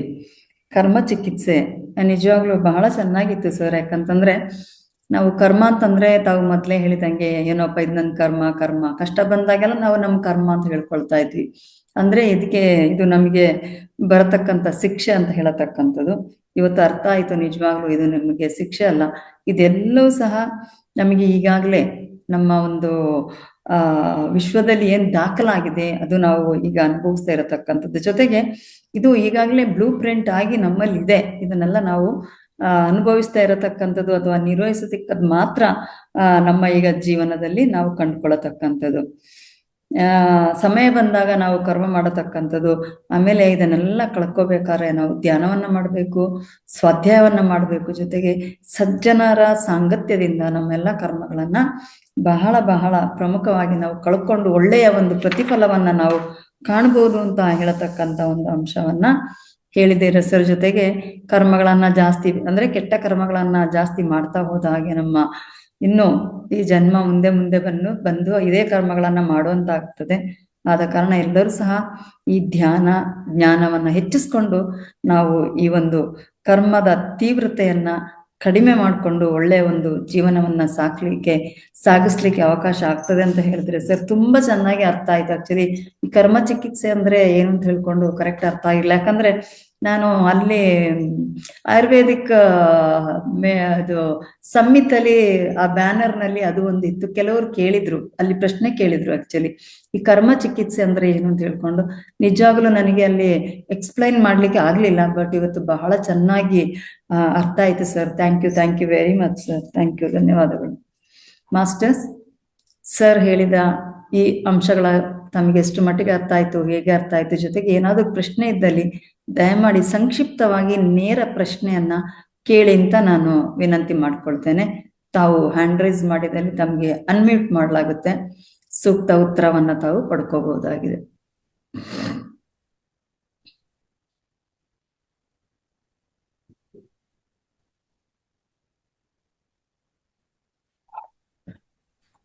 ಓಕೆ, ಜ್ಯೋತಿ ಮ್ಯಾಮ್ ಮಾತಾಡಿ ಮ್ಯಾಮ್, ಅನ್ಮ್ಯೂಟ್ ಮಾಡ್ಕೊಳ್ಳಿ. ನಮಸ್ತೆ ಮೇಡಮ್. ನಮಸ್ತೆ ಸರ್. ಬ್ಲೂ ಪ್ರಿಂಟ್ ಅಂದ್ರೆ ಅದು ಚೇಂಜ್ ಮಾಡಕ್ ಆಗಲ್ಲ ಅಂತಾರಲ್ಲ ಸರ್, ಅದು ಧ್ಯಾನದ ಮಾಡಿದ್ರೆ ಮಾತ್ರ ಚೇಂಜಸ್ ಆಗುತ್ತೆ ಅಂತನಾ? ಹೌದು, ನಮ್ಮ ಪ್ರಯತ್ನದಿಂದ ಚೇಂಜ್ ಮಾಡ್ಕೋಬಹುದು. ನಮ್ಮ ಜ್ಞಾನ ಹೆಚ್ಚು ಮಾಡ್ಕೊಂಡ್ರೆ ಅದು ಚೇಂಜ್ ಮಾಡ್ಕೊಂಡದಂದ್ರೆ ಅದೇನಾಗತ್ತಂದ್ರೆ ಆ ಇರುವಂತ ಕರ್ಮವನ್ನು ಅನುಭವಿಸುವಂತ ಸಾಮರ್ಥ್ಯ ಒಂದು ಸಿಗತ್ತೆ. ಇನ್ನೊಂದು ಅದರ ಫಲಿತವನ್ನು ನಾವು ಅದು ಚೇಂಜ್ ಮಾಡ್ಬೋದು. ಓಕೆ, ಅದು ಹಾಗೆ ಬಿಟ್ರೆ ಏನಾಗತ್ತೆ, ನಾವು ಅದೇ ಆ ಕರ್ಮ ನಿಮಗೆ ಬರುವಂತ ಫಲಿತಕ್ಕಿಂತ ನೀವು ಜ್ಞಾನಪೂರ್ವಕವಾಗಿ, ನಿಮ್ಮಲ್ಲಿ ಜ್ಞಾನ ಹೆಚ್ಚಿದೆ ಅಂತ ಇಟ್ಕೊಳ್ಳಿ, ನೀವು ಅದನ್ನು ಹ್ಯಾಂಡಲ್ ಮಾಡೋ ವಿಧಾನದಲ್ಲಿ ಆ ಫಲಿತ ಚೇಂಜ್ ಮಾಡ್ಬೋದು. ಅಂದ್ರೆ ಬರುವಂತ ಫಲಿತವನ್ನು ನೀವು ಚೇಂಜ್ ಮಾಡ್ಬೋದು ಅಂತ ಅದು ಅರ್ಥ. ಅದು ಅಲ್ಲ ಸರ್, ಅದು ಅಲ್ಲಿ ಅದನ್ನು ತೊಲಗಿಸಕ್ಕಾಗಲ್ಲ. ಅದು ಆಲ್ರೆಡಿ ಈಗಾಗಲೇ ಸ್ಟೋರ್ ಆಗಿದೆ, ಅರ್ಥ ಮಾಡ್ಕೊಳ್ಳಿ. ಸ್ಟೋರ್ ಆಗಿರೋದು ತೊಲಗಿಸಕ್ಕಾಗಲ್ಲ. ಅದು ಹಾಗೆ ಖಂಡಿತ ಬಂದೇ ಬರ್ತದೆ. ಅದು ಎಲ್ಲಿಗೆ ಹೋಗಲ್ಲ, ಅದು ಬಂದೇ ಬರುತ್ತೆ. ಆಯ್ತಾ? ಆದ್ರೆ ಅದನ್ನು ಏನಂತಂದ್ರೆ, ನಾವು ಒಂದು ಜ್ಞಾನ ನಮ್ಮಲ್ಲಿ ಹೆಚ್ಚಿರುವಾಗ ನಾನು ಅದನ್ನು ತಗೊಂಡೋದಾಗ್ಲಿ ಅದು ಅನುಭವಿಸೋದಾಗ್ಲಿ ನನ್ನ ರೀತಿ ಬೇರೆ ಇರ್ತದೆ. ಆಯ್ತಾ? ಸೊ ಯಾಕಂದ್ರೆ ನಾನು ಜ್ಞಾನಿ ಆಗಿದ್ದೀನಿ. ಸೊ ಅದು ಬಂದಿದ್ರು ನಾವು ಉದಾಹರಣೆಗೆ ಎಷ್ಟೋ ಮಾಸ್ಟರ್ಸ್, ನಾವು ಅನೇಕ ಯೋಗಿಗಳಿದಾರಲ್ಲ, ಅವ್ರಿಗೆಲ್ಲ ಅವ್ರ ಜೀವನದಲ್ಲಿ ಎಷ್ಟೋ ಕರ್ಮಗಳು ಬಂದೋಗಿದೆ. ಆಯ್ತಾ? ಆದ್ರೆ ಅದು ಯಾವುದಕ್ಕೂ ಅವರು ಚಲಿಸೋದಿಲ್ಲ, ಒಂಥರ ತೊಂದರೆ ತಗೊಂಡೋದು ಯಾವುದೂ ಇಲ್ಲ. ಆಯ್ತಾ? ಬಂದ್ರು ಅದು ಅನುಭವಿಸೋ ರೀತಿಯಲ್ಲಿ ಅಂದ್ರೆ ಒಂದು ನಿಧಾನವಾಗಿ ಒಂಥರ ಸ್ವೀಕಾರ ಭಾವದಲ್ಲಿ ಇರ್ತಾರೆ ಅವ್ರು ಅಷ್ಟೇ. ಅದು ಹೋಗತ್ತೆ, ಅದರ ಪರಿಣಾಮ ಸ್ವಲ್ಪ ಇರುತ್ತೆ ಅಷ್ಟೇ. ನೀವು ಅದು ತಗೊಂಡೋ ರೀತಿ ಅಂದ್ರೆ ಒಂಥರ ಆವೇಶ ದುಃಖ ಇದ್ರೆ ಆ ತಗೊಂಡೋ ರೀತಿ ಬೇರೆ ಇರ್ತದೆ. ಮತ್ತೆ ಅದು ಇನ್ನೂ ಹೆಚ್ಚೆಚ್ಚಾಗ್ತದೆ, ಅದು ಕಡಿಮೆ ಆಗೋದಿಲ್ಲ. ಬಂದಿರೋದು ಹೀಗೆ ಬಂದಿದೆ, ಆಗ ಹೋಗತ್ತೆ. ಸ್ವಲ್ಪ ತಾಳ್ಮೆಯಿಂದ ಇದ್ರೆ, ತಾಳ್ಮೆ ಕಲ್ಕೊಂಡಿದ್ರೆ ಅದು ಹೆಚ್ಚಾಗತ್ತೆ. ಅಂದ್ರೆ ನಾವು ಕೆಲವೊಮ್ಮೆ ಅಂದ್ಕೊಳ್ತೇವಲ್ಲ ಸರ್, ಯಾಕಂತಂದ್ರೆ ಏನೋ ಇದೇನೋ ದೊಡ್ಡದಾಗ್ಬೇಕಿತ್ತು, ಸಣ್ಣದರಲ್ಲಿ ಬಂದು ಹೋಯ್ತು ಅಂತ ಹೇಳ್ತಕ್ಕಂಥದ್ದು. ಹೌದು, ನಾವು ಸುಮ್ಮನೆ ಇದ್ರೆ, ನಮ್ಮಲ್ಲಿ ತಾಳ್ಮೆ ಇದ್ರೆ, ನಮ್ಮಲ್ಲಿ ಸಹನ ಇದ್ರೆ ಅದು ಹಾಗೆ ಆಗೋದು. ಅದಕ್ಕೆ ಅದಕ್ಕೂ ಜ್ಞಾನ ಬೇಕಲ್ಲ. ಹೀಗೆ ಬರತ್ತೆ, ನಾವು ಇದಕ್ಕೂ ಹೆಚ್ಚು ಹೆದರ್ಕೋಬಾರದು. ಹೆಚ್ಚಿನ ತಿರಸ್ಕಾರ ಮಾಡಬಾರ್ದು. ನಾನು ಆಕ್ಸೆಪ್ಟ್ ಮಾಡಿ ಮುಂದಕ್ಕೆ ಹೋದ್ರೆ ಇದೇನು ತೊಂದರೆ ಕೊಡಲ್ಲ ಅಂತ ಆ ಜ್ಞಾನ ನಮ್ಮಲ್ಲಿಲ್ಲ. ಆ ಜ್ಞಾನ ಆ ಜ್ಞಾನ ತಗೊಂಡದ್ದು ಯಾವಾಗ ಅಂದ್ರೆ ಇಂಥ ವೇದಿಕೆಗಳಲ್ಲಿ ಸಜನ ಸಾಂಗತ್ಯದಲ್ಲಿ ಇಂಥ ಸ್ವಾಧ್ಯಾಯ ಏನೋ ಏನೋ ಒಂದು ಇದರಲ್ಲಿ ಭಾಗವಹಿಸಿದ್ರೆ ನಿಮಗೆ ಸಿಕ್ಕಿರ್ತದೆ. ಬೇರೆಯವರೆಲ್ಲ ಏನ್ ಮಾಡ್ತಾರೆ, ಉದಾಹರಣೆಗೆ ನಮ್ಮನೇಲಿ ನೋಡ್ತಾ ಇರ್ತೀವಿ, ಈ ಮಾರ್ಗದಲ್ಲಿರೋರು ಒಂದು ರೀತಿಯಲ್ಲಿ ರೆಸ್ಪಾಂಡ್ ಆದ್ರೆ ಯಾವುದೇ ಒಂದು ವಿಷಯಕ್ಕೂ, ಅದೇ ವಿಷಯ ಇನ್ನೊಬ್ಬರ ಹತ್ರ ಈ ಜ್ಞಾನ ಇಲ್ಲಂತ ವ್ಯಕ್ತಿ ಹತ್ರ ಬಂದ್ರೆ ಅವನು ಲೆಫ್ಟ್ ಟು ರೈಟ್ ಒಂಥರ ಚಂಡ ಒಂಥರ ಆ, ಆ, ತೀವ್ರ ತೀವ್ರ ಸ್ಥಿತಿಗೆ ಹೋಗ್ತಾನೆ. ಅದು ನೋಡ್ತಾ ಇರ್ತೀವಿ ನಾವು, ಅಲ್ವಾ? ಆದ್ರೆ ನಾವೇನ್ ಮಾಡ್ತೀವಿ, ಪ್ರತಿಯೊಂದು ಸಹನದಿಂದ ಕೇಳಿಸ್ಕೊಂತೀವಿ, ಅದನ್ನು ಹಾಗೆ ಅನುಭವಿಸ್ತೀವಿ, ಮುಂದಕ್ಕೆ ಹೋಗ್ತೀವಿ. ಆ ಸ್ವಭಾವ ಅವ್ರಿಗೆ ಇನ್ನೊಬ್ಬರಿಗೆ. Thank you sir, thank you. Sharada ma'am. ಅಂದ್ರೆ ನಿಮ್ಮ ರಿಯಾಲಿಟಿಯನ್ನು, ನಿಮ್ಮ ವಾಸ್ತವಿಕತೆಯನ್ನು ನೀವು ಬದಲಾವಣೆ ಮಾಡಿಕೊಂಡಕ್ಕೆ ನಿಮ್ಮಲ್ಲಿ ಆ ಸಾಮರ್ಥ್ಯ ಬಂದಿದೆ ಅಂತ ಅರ್ಥ. ಕರ್ಮ ಬಂದರೂ ಕರ್ಮವನ್ನು ಅನುಭವಿಸೋ ರೀತಿ, ಆ ಕರ್ಮವನ್ನು ಅಲೋ ಮಾಡೋ ರೀತಿ, ಅದು ಹಾಗೆ ಬಂದು ಅದು ಶೂನ್ಯ ಆಗಿ ಹೋಗ್ತದೆ ಅಷ್ಟೇ. ಅಲ್ಲಿಗೆ ನಿಮ್ಗೆ ಏನು ತೊಂದರೆ ಕೊಡೋದಿಲ್ಲ. ಅದಕ್ಕೆ ನಾವು ಈ ಜ್ಞಾನ ಅನ್ನೋದು ಹೆಚ್ಚು ಮಾಡ್ಕೋಬೇಕು. ಅದರಲ್ಲಿ ಪ್ರಧಾನವಾಗಿರುವಂಥದ್ದು ಇದೆ. ಎಸ್, ಶಾರದಾ ಮೇಡಮ್ ಮಾತಾಡಿ. ಆ, ನಮಸ್ತೆ ನಮಸ್ತೆ ಸರ್. ಸರ್, ಇವಾಗ ಮತ್ತೊಂದ್ಸಲಿ ಮೊದ್ಲು ಹೇಳಿದ್ದೇನೆ, ಇವಾಗ ಜ್ಯೋತಿ ಮೇಡಮ್ಗೆ ಮತ್ತೊಂದ್ಸಲ ಹೇಳಿದ್ವಿ ಸರ್. ಇನ್ನೂ ಜಾಸ್ತಿ ಚೆನ್ನಾಗಿ ಅರ್ಥ ಆಯ್ತು. ಅದೇ ನಮಗೆ ಸಮಸ್ಯೆ ಬಂದ್ರೆ ಕರ್ಮ ಹೆಚ್ಚಿಗೆ ಇರುತ್ತೆ, ಬಟ್ ಬರ್ತಾ ಇರುತ್ತೆ. ಅದನ್ನ ನಿಭಾಯಿಸ್ಬೇಕು ಅಂದ್ರೆ ನಮ್ಗೆ ಜ್ಞಾನ ಹೆಚ್ಚು ಮಾಡ್ಕೋಬೇಕು. ಅದು ಒಂದೇ ನಮ್ಗಿರೋ ದಾರಿ ಅನ್ನೋದು ತುಂಬಾ ಚೆನ್ನಾಗಿ ಅರ್ಥ ಆಯ್ತು sir. Thank you sir. Yes. Thank you. Okay, Umadevi ಮಾತಾಡಿ. ನಮಸ್ತೆ ಸರ್. ನಮಸ್ತೆ ಮೇಡಮ್. ನಮಸ್ತೆ. ಸರ್, ನೀವು ಕರ್ಮ ಬಗ್ಗೆ ತುಂಬಾ ಚೆನ್ನಾಗಿ ಹೇಳಿದ್ರಿ. ಬುದ್ಧಿಯಿಂದ ಎಲ್ಲ ನಾವು ಇದ್ ಮಾಡ್ಬೇಕು ಅಂತ. ನಾವು ಕೆಲವೊಂದು ವ್ಯಕ್ತಿಗಳನ್ನ ತುಂಬಾ ನಂಬಿರ್ತೀವಿ. ಈ ಸಂಬಂಧದಲ್ಲಿ, ಫ್ರೆಂಡ್ಸ್ ಅಲ್ಲಿ ಅವ್ರ ಬಗ್ಗೆ ಒಂದು ರೀತಿಯ ಒಂದು ಅನುಮಾನ ಸಹ ಇರಲ್ಲ. ಅವ್ರ ಬಗ್ಗೆ ನಮಗೆ ತುಂಬಾ ಕಾನ್ಫಿಡೆನ್ಸ್ ಇರುತ್ತೆ. ತುಂಬಾ ಒಳ್ಳೆ ವ್ಯಕ್ತಿ ಅಪ್ಪ, ಎಂತ ಕಷ್ಟದಲ್ಲಿ ನಮ್ಗೆ ಆಗ್ತಾರೆ ಹಂಗೆ ಅಂತ ಅನ್ಕೊಂಡು ಅವ್ರ ಹತ್ರ ಚೆನ್ನಾಗಿ ಅವ್ರ ಕಷ್ಟಕ್ಕೆಲ್ಲ ಭಾಗವಹಿಸಿರ್ತೀವಿ. ಅವ್ರನ್ನೆಲ್ಲ ನೋಡ್ಕೊಂಡು ನಮ್ಮವರು ಅನ್ನೋ ಭಾವನೆಯಿಂದ ನೋಡ್ಕೊಂಡಿರ್ತೀವಿ. ಅವರು ಚೆನ್ನಾಗೇ ಇರ್ತಾರೆ, ತುಂಬಾ ವರ್ಷಗಳು ಚೆನ್ನಾಗಿರ್ತಾರೆ. ಒಂದು ಸರಿ ಅವ್ರ ರಿಯಾಕ್ಷನ್ ಫುಲ್ ಉಲ್ಟಾ ಆಗ್ಬಿಡುತ್ತೆ. ನಾವೇನ್ ಅನ್ಕೊಂಡಿದ್ವೋ ಅದ್ ಫುಲ್ ಉಲ್ಟಾ ಆಗ್ಬಿಡುತ್ತೆ.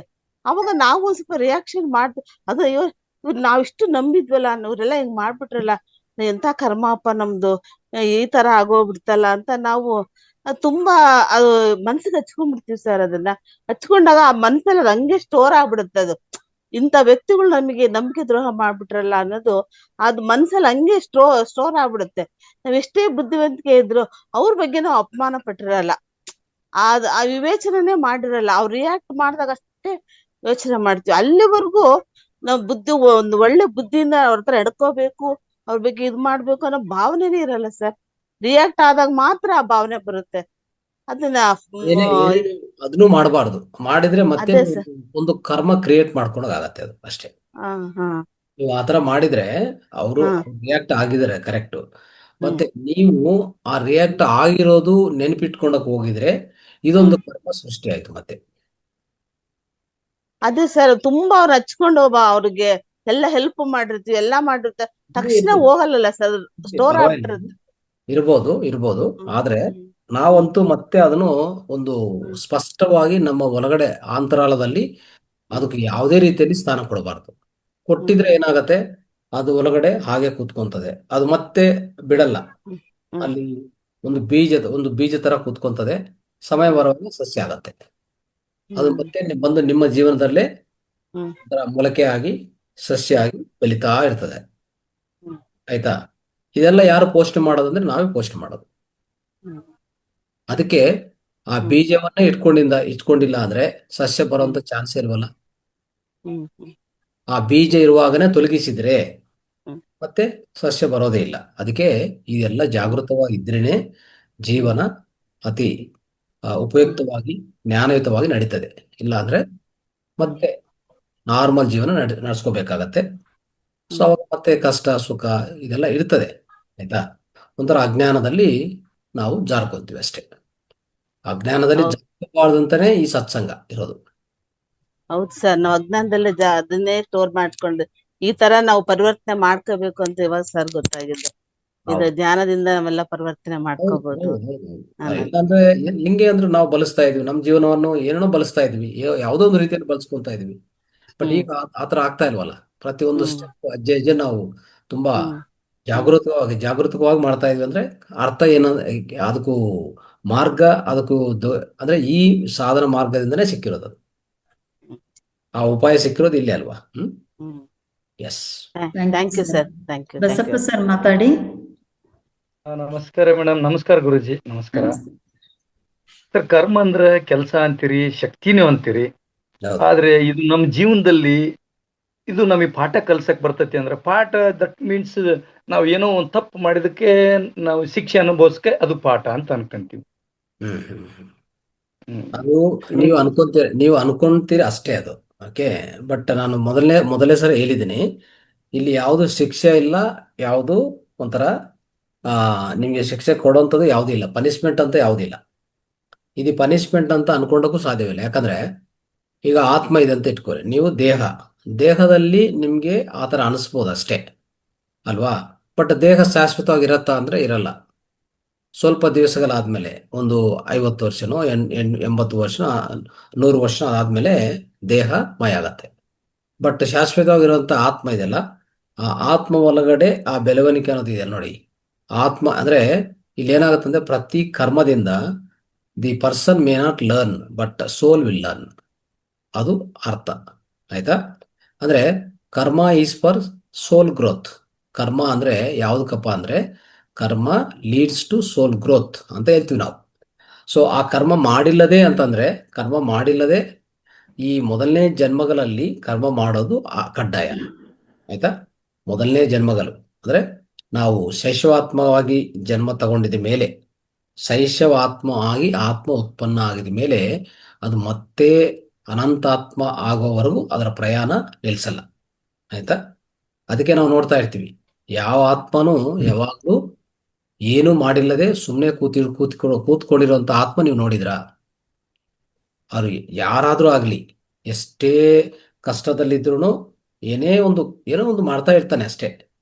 ಯೋಚನೆ ಆಗ್ಲಿ, ಕೆಲಸ ಆಗ್ಲಿ. ಈಗ ಭಿಕ್ಷಕ ಟೆಂಪಲ್ ಮುಂದೆ ಕೂತ್ಕೊಂಡು ಅವನ ಕರ್ಮ ಅವನು ತುಂಬಾ ಚೆನ್ನಾಗಿ ಅನುಭವಿಸ್ತಾ ಇರ್ತಾನೆ. ಆದ್ರೆ ಏನು ಅವನಿಗೆ ಕೋಪ ತಾಪ ಯಾವುದೂ ಇಲ್ಲ.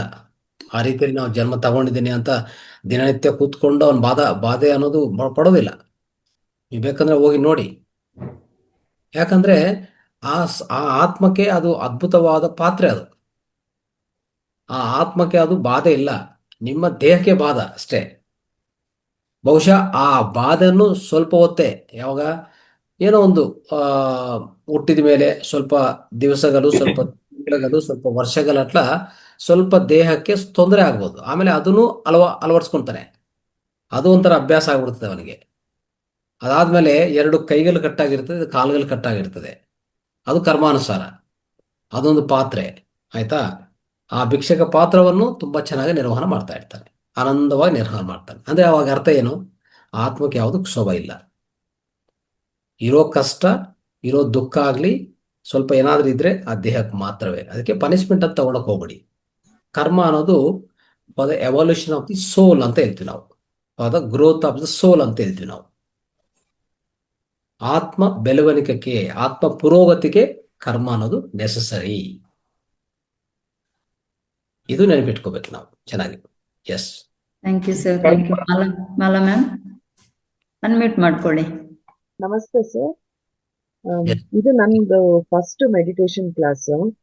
ಝೀರೋ ಮೆಡಿಟೇಷನ್ ಅಂತ ಹೇಳಿದ್ರಲ್ಲ, ಅದನ್ನ ಹೇಗ್ ಮಾಡೋದು ಮತ್ತೆ ಮುದ್ರಾ ಏನು ಹಾಕೊಳ್ಬೇಕು ಅಂತಂದ್ಬಿಟ್ಟು ಗೊತ್ತಿಲ್ಲ ನಮ್ಗೆ. ಯಾವ್ದಮ್ಮ? ಇದು ಝೀರೋ ಮೆಡಿಟೇಷನ್ ಮಾಡಿಸಿದ್ರಲ್ಲ ಸರ್ ಇವತ್ತಿನ ದಿವಸ.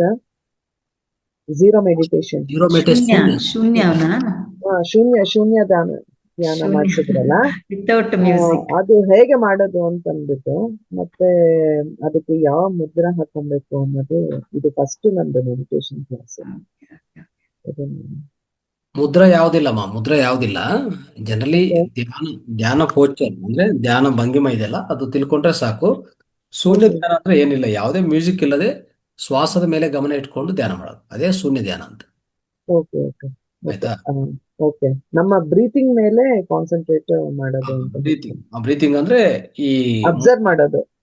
ಮೂಗಿನ ಕೊನೆಭಾಗದಲ್ಲಿ ನಾವು ಅಬ್ಸರ್ವ್ ಮಾಡ್ತಾ ಇದ್ರೆ ಗೊತ್ತಾಗ್ತದೆ, ಒಳಗಡೆ ಹೋಗೋದು ಹೊರಗಡೆ ಹೋಗೋದು ನಮ್ಗೆ ಅದೊಂದು ಗಮನಕ್ಕೆ ಬರ್ತಾ ಇರ್ತದೆ. ಆ ಗಮನಿಸ್ಕೊಂತ ಸುಮ್ಮನೆ ಹಾಗೆ ಕೂತ್ಕೊಳ್ಳೋದು, ಈ ಎರಡು ಕೈಗಳು ಈ ರೀತಿ ಜೋಡಿಸ್ಕೊಡೋದು.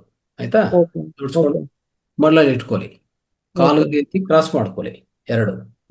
ಓಕೆ ಕೆಳಗಡೆ ಎರಡು ಪಾದಗಳು ಈ ರೀತಿ ಕ್ರಾಸ್ ಮಾಡ್ಕೋಬೇಕು. ಓಕೆ ಓಕೆ ಓಕೆ ಚೇರ್ ಮೇಲೆ ಕೂತ್ಕೊಂಡು ನಿಟಾರಾಗಿ ಕೂತ್ಕೊಳ್ಳಿ, ಓಕೆ ಬೆಂಡಾಗಬಾರ್ದು, ಸ್ಟ್ರೇಟ್ ಆಗಿ ಓಕೆ ಕೂತ್ಕೊಂಡು ಬೆನ್ನು ಮೂಲೆ ಸ್ಟ್ರೇಟ್ ಇಟ್ಕೊಂಡು ಆ ರೀತಿಯಲ್ಲಿ ನಿಧಾನವಾಗಿ ಕಣ್ಣುಗಳು ಮುಚ್ಚಿ ಆ ಶ್ವಾಸವನ್ನು ಗಮನಿಸ್ತಾ ಕೂತ್ಕೊಳ್ಳೋದು. ಅದೇ ಶೂನ್ಯ ಧ್ಯಾನ. ಓಕೆ ಓಕೆ ಮೆಡಿಟೇಷನ್ ಮಾಡುವಾಗ ನೀವು ಸಂಗೀತ ಇಟ್ಕೊಂಡ್ರೆ ಸಂಗೀತ ಧ್ಯಾನ ಆಗತ್ತೆ ಓಕೆ ಓಕೆ ಅಷ್ಟೇ. ಓಕೆ ಆಯ್ತಾ. Okay silent thank you sir. Silent ಶೂನ್ಯ ಧ್ಯಾನ ಅಂದ್ರೆ ಸೈಲೆಂಟ್ ಧ್ಯಾನ without music. Silent meditation. Correct. Okay okay thank you sir. Thank you. Right right. Masters, ಮತ್ತೆ ಯಾರಿಗಾದ್ರೂ ಏನಾದ್ರು ಡೌಟ್ ಅಥವಾ ಏನಾದ್ರು ಇದೆಯಾ ಪ್ರಶ್ನೆಗಳು? ನಂದಾ ಮ್ಯಾಮ್ ಮಾತಾಡಿ ಮ್ಯಾಮ್, ಅನ್ಮ್ಯೂಟ್ ಮಾಡ್ಕೊಳ್ಳಿ ನಂದಾ ಮ್ಯಾಮ್. ಗುರುಜಿ ನಮಸ್ತೆ. ನಮಸ್ತೆ ಮೇಡಮ್. ನಮಸ್ತೆ ನಮಸ್ತೆ ಮಾಸ್ಟರ್. ನಮಸ್ತೆ. ಗುರುಜಿ ಇವತ್ತಿಂದು ಕರ್ಮ ಚಿಕಿತ್ಸೆ ಇದು ಮಹಾವತಾರ್ ಫೌಂಡೇಶನ್ ಹೊಸ ಚಿಕಿತ್ಸೆಯಲ್ಲಿ ಒಂದು ಅಂತ ಅನ್ಕೊಂಡೆ. ಈಗ ಯಾಕಂದ್ರೆ ಎಲ್ಲವೂ ನಮ್ಮ ದೈಹಿಕ ಚಿಕಿತ್ಸೆಗಳಿದ್ದು ಅದು ಮಾನಸಿಕ ಚಿಕಿತ್ಸೆ. ನನಗೊಂದು ಡೌಟ್ ಏನಂದ್ರೆ ಗುರುಜಿ, ಕಾಲಜ್ಞಾನಿಗಳು ಬರ್ದಿದ್ದಾರೆ, ಅದೇನು ಕಾಲಜ್ಞಾನಿಗಳು ಬರ್ದಿದ್ರಲ್ಲ ಅದೇ ರೀತಿ ಆಗ್ತಾ ಇದೆ.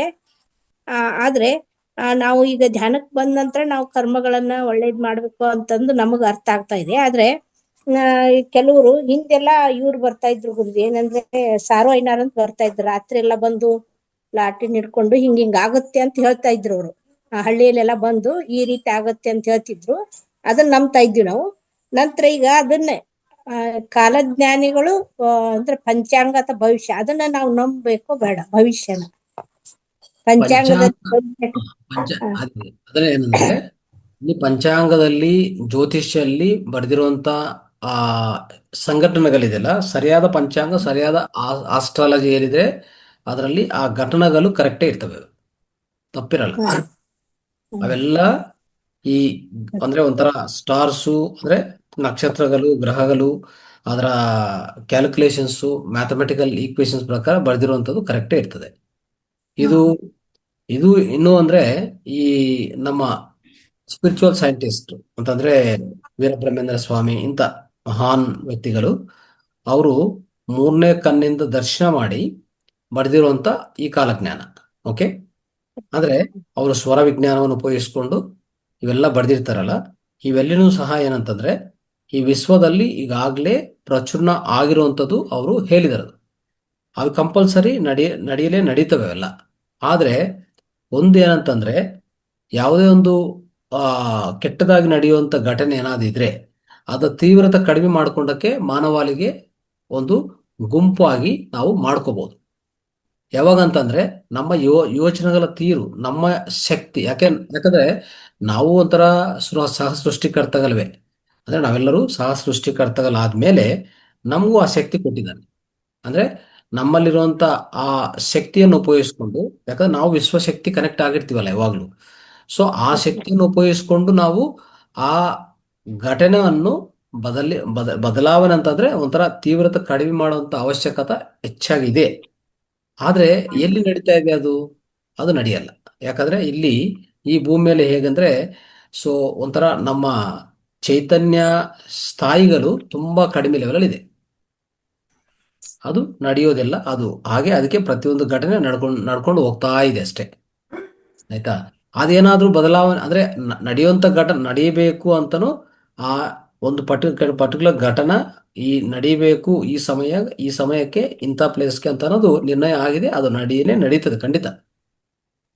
ಅದನ್ನು ಸ್ಟಾಪ್ ಮಾಡ್ಬೇಕಾ ಇಲ್ಲ ತೀವ್ರತೆ ಕಡಿಮೆ ಮಾಡ್ಬೇಕಂದ್ರೆ ನಮ್ಮ ಗುಂಪು ಅಂದ್ರೆ ಮಾನವ ಗುಂಪು ಏನಿದೆಯೋ ಅದು ಕರೆಕ್ಟಾಗಿ ನಿರ್ಣಯ ಮಾಡಿಕೊಂಡು ಆ ಗುರಿ ಇಟ್ಕೊಂಡು ಆ ಲಕ್ಷ್ಯ ಇಟ್ಕೊಂಡು ಕೆಲಸ ಮಾಡಿದ್ರೆ ಖಂಡಿತ ಪ್ರಭಾವಿತ ಮಾಡಬಹುದು. ಆ ಶಕ್ತಿ ನಮ್ಗೆ ಕೊಟ್ಟಿದ್ದಾರೆ. ಬಟ್ ಮಾಡೋದು ಬಿಡೋದು ನಮ್ಗೆ ಸಂಬಂಧ ಇರೋದು. ಆಯ್ತಾ. Thank you. Thank you sir, thank you. ಬೇರೆ ಮಾಸ್ಟರ್ಸ್? ಇಲ್ಲ, ಪ್ರಶ್ನೆ ಅಥವಾ ಹ್ಯಾಂಡ್ ರೈಸ್ ಯಾವುದು ಕಂಡು ಬರ್ತಾ ಇಲ್ಲ ಸರ್. ಓಕೆ ಕಾರ್ಯಕ್ರಮವನ್ನು ಸಂಪನ್ನಗೊಳಿಸೋಣ ಸರ್. ಓಕೆ ಕಾರ್ಯಕ್ರಮ ಸಂಪನ್ನಗೊಳಿಸೋ ಮೊದಲು ಒಂದು ಮಾಹಿತಿ. ನಾಳೆಯಿಂದ ಎಲ್ಲರದು ಆಧ್ಯಾತ್ಮಿಕ ಜೀವನ ಪಯಣವನ್ನ ನಾವು ಕೇಳ್ತೇವೆ. ದಯಮಾಡಿ ಎಲ್ಲರೂ ಸಹ ನೇರ ಪ್ರಶ್ನೆ, ಇದನ್ನ ನಾನು ಎಲ್ಲ ವೇದಿಕೆಯಲ್ಲೂ ಕೇಳ್ಕೊಳ್ತಾ ಇದ್ದೇನೆ. ಸೊ ನೇರವಾದ ಪ್ರಶ್ನೆಯನ್ನ ಕೇಳಿ ನಾವು ಹೆಚ್ಚು ಒಂದು ಸಾಧನೆಗೆ ಪ್ರೇರಣೆ ಆಗತಕ್ಕಂತ ಒಂದು ಅನುಭವವನ್ನು ಹಂಚಿಕೊಳ್ತಾರೆ. ಆದ ಕಾರಣ ಇಂಥ ಹಿರಿಯರು, ಒಳ್ಳೆ ಜ್ಞಾನಿಗಳು ಮಾತಾಡಿದಾಗ ನಾವು ನೇರವಾದ ಪ್ರಶ್ನೆಯನ್ನ ಕೇಳಿ ಅದರ ಒಂದು ಫಲಿತವನ್ನ ನಾವು ಪಡ್ಕೊಳ್ಳೋಣ ಅಂತ ಹೇಳತಕ್ಕಂಥ ವಿನಂತಿಯನ್ನ ನಾನು ಮಾಡ್ತಾ ಇದ್ದೇನೆ. ಸೊ ಇಷ್ಟವರೆಗೆ 9 ಗಂಟೆಯಿಂದ ಈಗಾಗಲೇ 10:49 ಆಯ್ತು. ಅದ್ಭುತವಾದ ಧ್ಯಾನವನ್ನ ನಾವು ಮಾಡಿದ್ವಿ ಇವತ್ತು 45 ನಿಮಿಷಗಳ ಕಾಲ. ಜೊತೆಗೆ ನಮ್ಮ ಗುರುಗಳು ಬಹಳ ಅದ್ಭುತವಾದ ಮಾಹಿತಿಯನ್ನು ಕೊಟ್ಟರು. ಯಾಕಂತಂದ್ರೆ ಧ್ಯಾನದಿಂದ ಹೇಗೆ ನಾವು ನಿದ್ರೆಗೆ ಜಾರಬಹುದು, ಇದು ಹೇಗೆ ನಮಗೆ ಹೆಲ್ಪ್ ಆಗ್ತದೆ ಅಂತ ಹೇಳತಕ್ಕಂಥದ್ದು, ನಮ್ಮ ಒತ್ತಡವನ್ನ ಕಡಿಮೆ ಮಾಡ್ಕೊಳ್ಬಹುದು ಅಂತ, ಜೊತೆಗೆ ನಮ್ಮ ಕರ್ಮವನ್ನ ನಾವು ಹೇಗೆ ತೀವ್ರತೆಯನ್ನ ಕಡಿಮೆ ಮಾಡ್ಕೊಳ್ಬಹುದು ಅಂತ ಹೇಳತಕ್ಕಂಥ ಅಂಶವನ್ನ ಹೇಳಿದ್ರು. ಸೊ ಈ ಕಾರ್ಯಕ್ರಮದ ಯಶಸ್ಸಿಗೆ ತಾವೆಲ್ಲರೂ ಕಾರಣಕರ್ತರು. ಹಾಗೇನೆ ಗುರುಗಳಂತ ಜ್ಞಾನಿಗಳು ನಮ್ಮೊಟ್ಟಿಗೆ ಇರುವ ಕಾರಣ ನಾವು ದಿನ ಕಲಿಯತಕ್ಕಂಥದ್ದು, ಜೊತೆಗೆ ನಮ್ಮ ಜ್ಞಾನವನ್ನ ಹೆಚ್ಚು ಮಾಡಿಕೊಂಡು ನಮ್ಮ ಒಂದು ಕರ್ಮವನ್ನ ತೀವ್ರತೆಯನ್ನ ಕಡಿಮೆ ಮಾಡಿಕೊಳ್ಳಿಕ್ಕೆ ಸಹಕಾರಿಯಾಗಿದೆ.